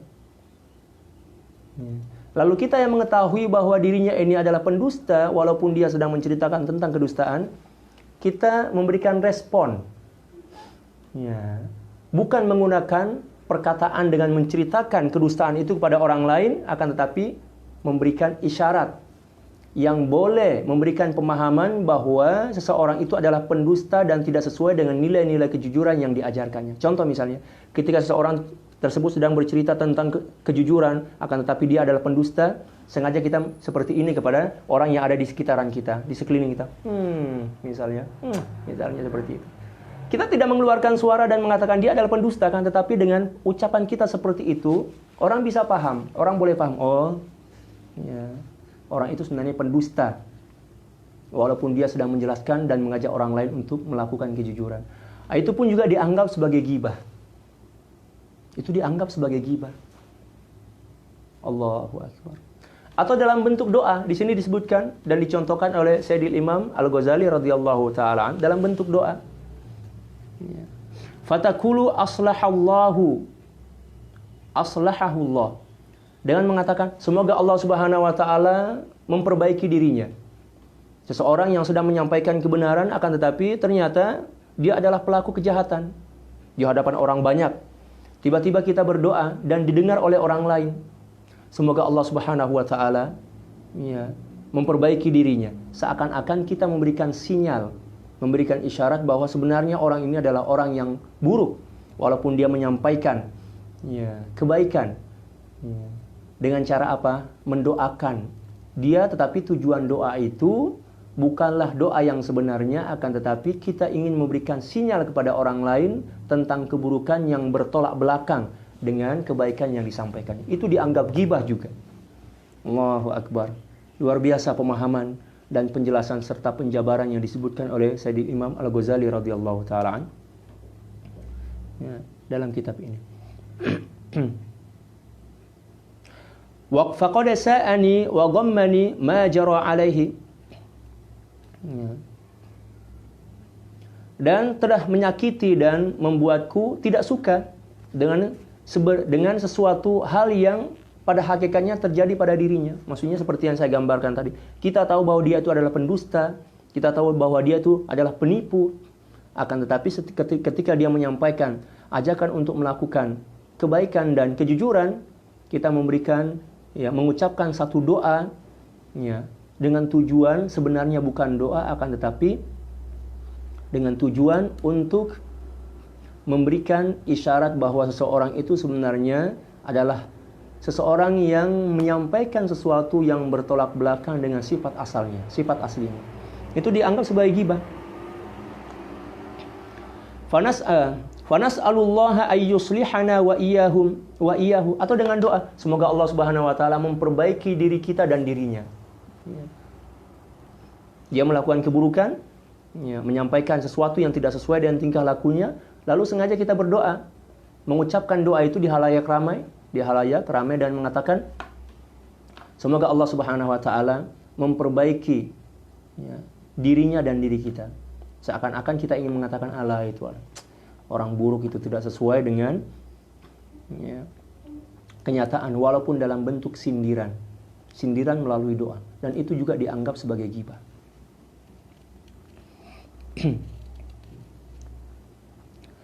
Fa inna hadza jam'un baina khabithain, karena sungguhnya kelakuan ini telah menghimpun dua keburukan. Yang pertama, al-ghibatu idza hasala bihil fahmu. Itu akan menjadi ghibah apabila seseorang lain yang mendengarkan ucapan kita itu memahami bahwa itu merupakan sindiran kepada orang yang berada di hadapannya. Itu dianggap ghibah. Yang kedua, wal akhar tazkiyatun nafsi was-sana'u 'anha bit-taharruji was-shalah. Kita mendapatkan, seseorang itu mendapatkan dosa apa? Karena ketika dia menuduh orang lain melakukan dosa, seakan-akan dia mengakui dirinya sebagai orang yang suci atas nama dengan memperlihatkan keburukan orang lain. Mengatasnamakan keburukan orang lain. Dia menganggap dirinya baik dan suci atas nama mengatasnamakan keburukan orang lain. Kita mengatakan, oh itu pendusta. Kan tidak perlu kita mengatakan demikian. Ketika seseorang mengatakan dia itu pendusta kepada orang lain, maka seakan-akan dia ingin mengatakan bahwa saya ini bukan pendusta. Na'udzubillah. Itu pun dianggap sebagai dosa besar. Apabila kita mengetahui seorang pendusta, maka kita diamkan saja dan kita doakan. Kita nasihati secara individu. Di tempat yang sunyi, sepi, dengan cara-cara yang baik. Jangan kita nasihati di hadapan orang banyak. Oh, kamu ini pendusta. Kamu jangan melakukan kedustaan itu, dosa besar. Demikian juga kita keluarkan dalil-dalilnya, maka itu dianggap sebagai dosa besar juga. Karena menceritakan keburukan orang lain. Maka apabila kita ketemu dengan atau mengenali seorang yang pendusta, maka merupakan kewajiban kita yang pertama menutupi keburukan tersebut. Yang kedua adalah menasehatinya dengan cara-cara yang baik, yang sopan dan santun. Dan selanjutnya mendoakannya. Dan yang terakhir adalah tidak mencontohi perbuatan buruk itu. Walakin idza kana maqsuduka min qaulika aslahallahu ad-du'a, apabila dengan ucapan semoga Allah Subhanahu wa taala memperbaiki keadaanmu, kamu bertujuan dengan ucapan itu sebagai doa, semoga Allah Subhanahu wa taala betul-betul memperbaiki dirinya, bukan sebagai sindiran, fad'u lahu fisir, maka doakanlah dia dalam hatimu saja, tidak perlu kamu mengucapkan doa itu dengan suara yang nyaring yang bisa menyebabkan orang lain memahami bahwa itu merupakan sindiran terhadap orang yang ada di hadapannya.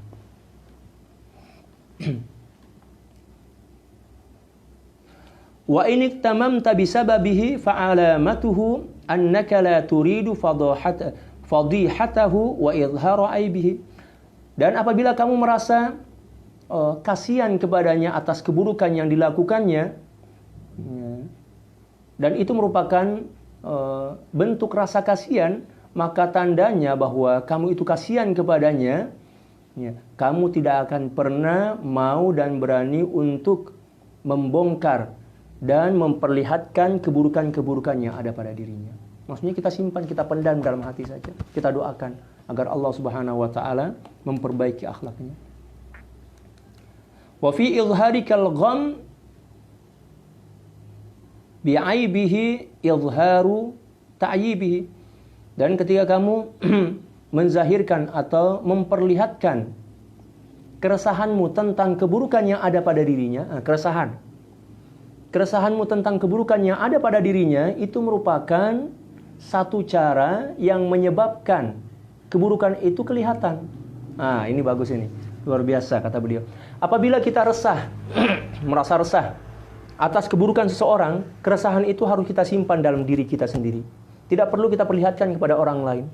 Karena apabila keresahan yang terjadi pada diri kita atas keburukan seseorang yang kita ketahui keburukannya, atau keresahan kita atas pengetahuan kita tentang keburukan orang lain itu diketahui oleh orang lain, seolah-olah kita sedang mendedahkan, kalau dalam bahasa Melayu, memperlihatkan keburukan dan keaiban orang tersebut dalam bentuk keresahan yang terjadi pada diri kita.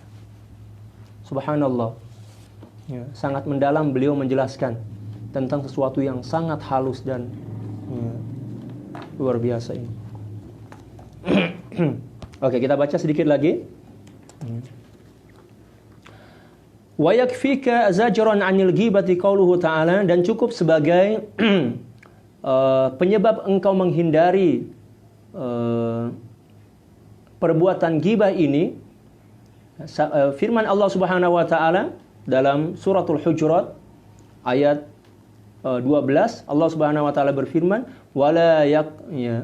Wala yaghtab ba'dukum ba'dha. Janganlah kamu menggibah, menceritakan keburukan orang lain kepada orang lain. Ya. Ayuhibbu ahadukum ay ya'kula lahma akhihi maitan fakarihtumu?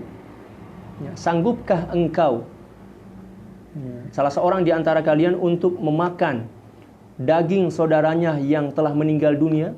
Maka pastilah dia tidak menyukainya dan merasa jijik. Maksudnya di sini Allah Subhanahu wa taala, faqad shabbahakallahu bi akli lahmil maita fama ajdaru an tahtarisa minha. Di sini Allah Subhanahu wa taala menyerupakan seseorang yang menceritakan keburukan orang lain kepada orang lain seperti seseorang yang sedang memakan bangkai saudaranya yang telah meninggal dunia. Dan itu tidak mungkin kita lakukan. Seakan-akan baginda Rasulullah, Allah Subhanahu wa taala ingin mengatakan, wahai orang-orang yang suka menggibah, janganlah kamu menggibah, karena sesungguhnya apabila kamu melakukan gibah, kamu telah memakan daging saudaramu sendiri yang telah meninggal dunia. Maksudnya menjijikkan, sesuatu yang menjijikkan lah, yang sangat merugikan. Maka cukuplah ayat ini sebagai alasan bagimu untuk menjauhkan diri sejauh-jauhnya dari sifat gibah. Wa yamna'uka an ghibatil muslimina amrun law tafakkarta fihi wa huwa an tanzura fi nafsika hal fika aibun zahirun aw batinun hal anta muqarifun ma'siyatan sirran aw jahran. Demikian juga akan menyebabkan kamu untuk terhindar dari menceritakan keburukan-keburukan kaum muslimin. Amrun, suatu perkara, law tafakkarta fihi, apabila kamu memikirkan perkara itu, wa huwa, dengan gambaran an tanzura fi nafsika hal fika aibun ya zahirun aw batinun, dengan melihat diri kita sendiri, bukankah kita banyak keburukan, baik yang nampak kelihatan maupun yang tersembunyi. Wa anta wa hal anta muqarifun ma'siyatan sirran aw jahran, apakah kamu juga demikian juga, bukankah kamu melakukan maksiat baik secara sembunyi-sembunyi maupun di hadapan orang lain. Maksudnya kalau kita ingin menceritakan keburukan orang lain, maka sadarilah bahwa kita pun juga banyak keburukan dan kekurangan. Maka tidaklah menjadi suatu kepantasan dan kelayakan kita menceritakan keburukan orang lain, yang mana kita pun juga mempunyai keburukan-keburukan. Ketika seseorang menceritakan keburukan orang lain tersebut, maka seolah-olah dia sedang mengumbar atau memperlihatkan keburukan-keburukannya. Karena Allah Subhanahu wa taala akan menghukumnya dengan cara memperlihatkan keburukan-keburukan itu. Fa idza arafta dzalika min nafsika fa'lam anna 'ajzahu 'anit tanazzuhi 'amman nasabtahu ilaihi ka'ajzika wa 'udhrahu ka'udhrik. Apabila kamu telah mengetahui bahwa kamu pun juga mempunyai keburukan-keburukan serupa dengan apa yang dimilikinya ketika kamu melihat keburukan tersebut dari orang lain, fa'lam anna 'ajzahu, ketahuilah bahwa ketidakmampuannya untuk menghindar dan menjauh dari keburukan itu, dari keburukan yang engkau tuduhkan kepadanya, seperti juga ketidakmampuanmu untuk menjauhkan diri dari keburukan-keburukan yang ada pada dirimu. Maka maafkanlah dia seperti mana engkau memaafkan dirimu sendiri. Wa kama takrahu an tuftadha wa tuzkara uyubuka fahuwa aidan yakrahu. Seperti mana atau sebagaimana engkau tidak hendak dan tidak mau keburukan-keburukanmu disebut oleh orang lain, maka dia pun juga seperti itu. Fa in satartahu satarallahu 'alaika uyubak. Dan apabila kamu menutupi keaiban-keaiban dan keburukan-keburukan saudaramu itu, demikian juga kaum muslimin secara umum, maka Allah pun akan membalasnya dengan menutupi keburukan-keburukan dan keaibannya. Wa idza fadhahtahu sallatallahu 'alaika alsinatan hidad. Dan apabila kamu lancang lisan kamu menceritakan keburukan-keburukan orang lain tersebut kepada orang lain, maka Allah Subhanahu wa taala juga akan menundukkan dan mengirim manusia-manusia yang mempunyai lisan-lisan yang lebih tajam untuk mengumbar dan menceritakan keburukan-keburukanmu kepada orang lain, dan itu sangat menyakitkan. Yumazziku irdaka fid dunya, yang akan mencabik-cabik kehormatanmu di dunia ini. Allah. Orang yang suka menceritakan keburukan orang lain dan tidak segera bertobat dan meminta maaf kepada orang yang telah diceritakan keburukannya, maka sebagai hukuman di dunia ini Allah Subhanahu wa taala akan mengirim atau menghantar orang-orang buruk yang mempunyai lisan-lisan tajam untuk menceritakan dan mengumbar seluruh kekurangan di dunia ini. Na'udzubillah. Oleh karena itu, apabila orang lain menceritakan keburukan kita, maka yang seharusnya kita lakukan adalah segera bertaubat kepada Allah Subhanahu wa taala, karena itu sebagai tanda bahwa kita pernah melakukan hal yang serupa sehingga Allah Subhanahu wa taala menghukum kita dengan mengirim lisan orang lain dengan tajam menceritakan keburukan kita. Jangan kita mencari kambing hitam dan mempersalahkan orang lain. Seperti itu. Thumma yafdahuka Allahu fil akhirati ala ru'usil khalaiqi yaumal qiyamah. Dan selanjutnya di akhirat nanti Allah Subhanahu wa taala juga akan mempertontonkan seluruh keburukan-keburukan dan kekuranganmu di hadapan seluruh makhluk. Ya. Kita akan ditunjuk oleh Allah. Seorang itu akan ditunjuk. Kamu pendusta. Ya. Bukti kedustaanmu disebutkan, dipertontonkan oleh Allah Subhanahu wa taala di hadapan seluruh makhluk. Kamu pencuri. Nah, demikian juga dibuktikan oleh Allah Subhanahu wa taala. Wa idza nadharta ila zahirika wa batinika fala tattali' fiha ala aibin wala wa naqsin fi din wala dunyan. Falam tattali' fihima, dan apabila kamu melihat, memandang, demikian juga meneliti ya, zahir dan batinmu, dan kamu tidak menemukan ya, keburukan dan kekurangan baik berkaitan dengan perkara-perkara agama, demikian juga perkara-perkara keduniaan, fa'lam anna jahlaka bi'uyubi nafsika aqbahu anwa'il hamaqa. Ketahuilah bahwa ketidaktahuanmu tentang keburukan-keburukanmu itu merupakan puncak atau seburuk-buruk jenis kebodohan. Suatu saat mungkin kita memeriksa diri kita, introspeksi diri kita. Kita cek diri kita, kita renungkan diri kita, kita lihat kekurangan-kekurangan kita. Lalu kita mengatakan, ternyata saya tidak ada kekurangannya, saya tidak ada keburukannya, saya tidak ada keaibannya. Ungkapan itu sebagai tanda dan sebagai bukti bahwa kita telah tergolong sebagai orang yang telah berhasil berada pada puncak kejahilan, kebodohan, kedunguan lah istilah Rocky Gerung, kedunguan. Orang yang paling dungu di dunia ini. Allahu Akbar.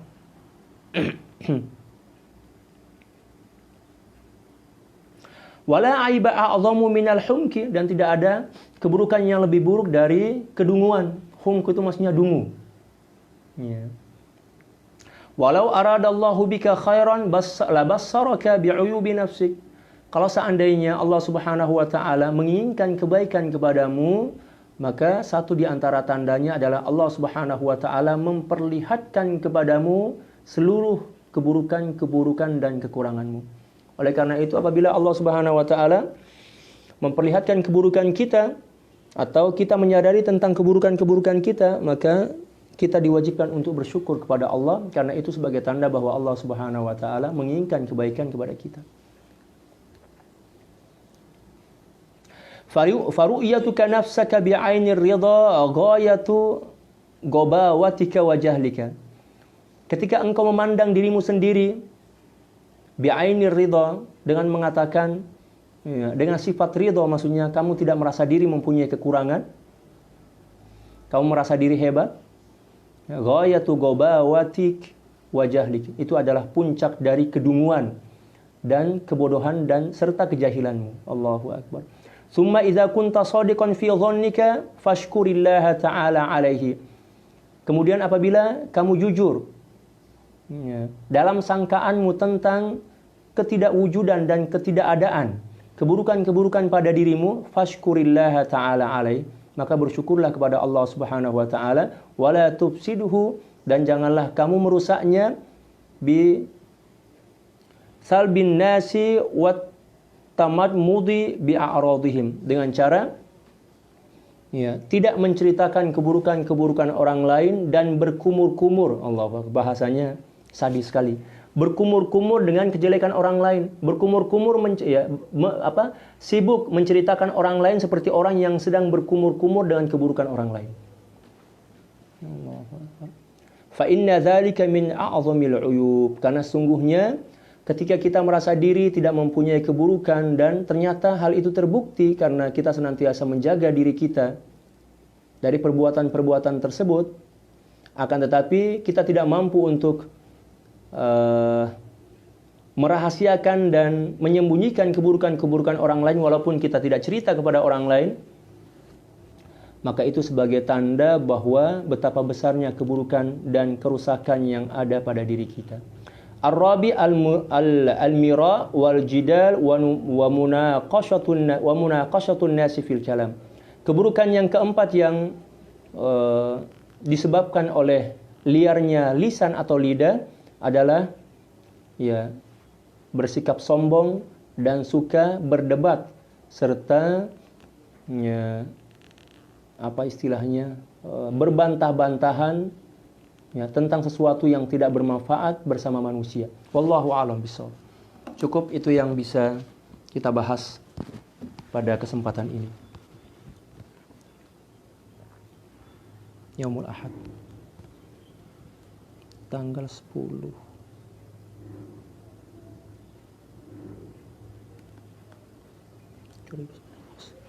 Cukup sekian yang bisa kita bahas dan kita baca pada kesempatan kali ini. Kita memohon dan berdoa kepada Allah Subhanahu wa taala agar Allah Subhanahu wa taala memberikan pemahaman yang mendalam dan benar tentang kebenaran kepada kita. Demikian juga memberikan kekuatan kepada kita untuk mengamalkannya dengan keikhlasan hati yang menyebabkan kita semakin dekat dan mendapat cinta Allah Subhanahu wa taala. Dan semoga kita bisa menularkan dan mengajarkannya kepada orang lain setelah kita mengamalkannya. Dan kita juga bermohon semoga kita mati dalam keadaan husnul khatimah, mati dalam keadaan yang paling baik, yang terbaik, yaitu dalam keadaan sedang menyembah Allah Subhanahu wa taala, dalam kemantapan dan kesempurnaan tauhid, cinta dan rindu kepada Allah. Dan semoga kita mati dalam keadaan husnul khatimah, mendapatkan syafaat dan kasih sayang baginda Rasulullah SAW, dan masuk surga bighairi hisab bersama beliau. Demikian juga ibu dan ayah kita, saudara-saudara kita, istri dan anak kita, para sahabat-sahabat kita, tetangga-tetangga dan jiran kita, demikian juga kaum muslimin dan muslimat secara keseluruhannya. Semoga Allah Subhanahu wa taala mengabulkannya bisiril Fatihah.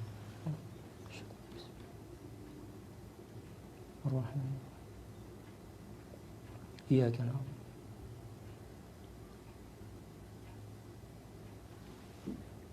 Sekian, mohon maaf atas kekeliruan atau kesilapan serta kesalahan mungkin dalam penyampaian atau istilah-istilah atau bahasa-bahasa yang kurang berkenan di hati para sahabat sekalian.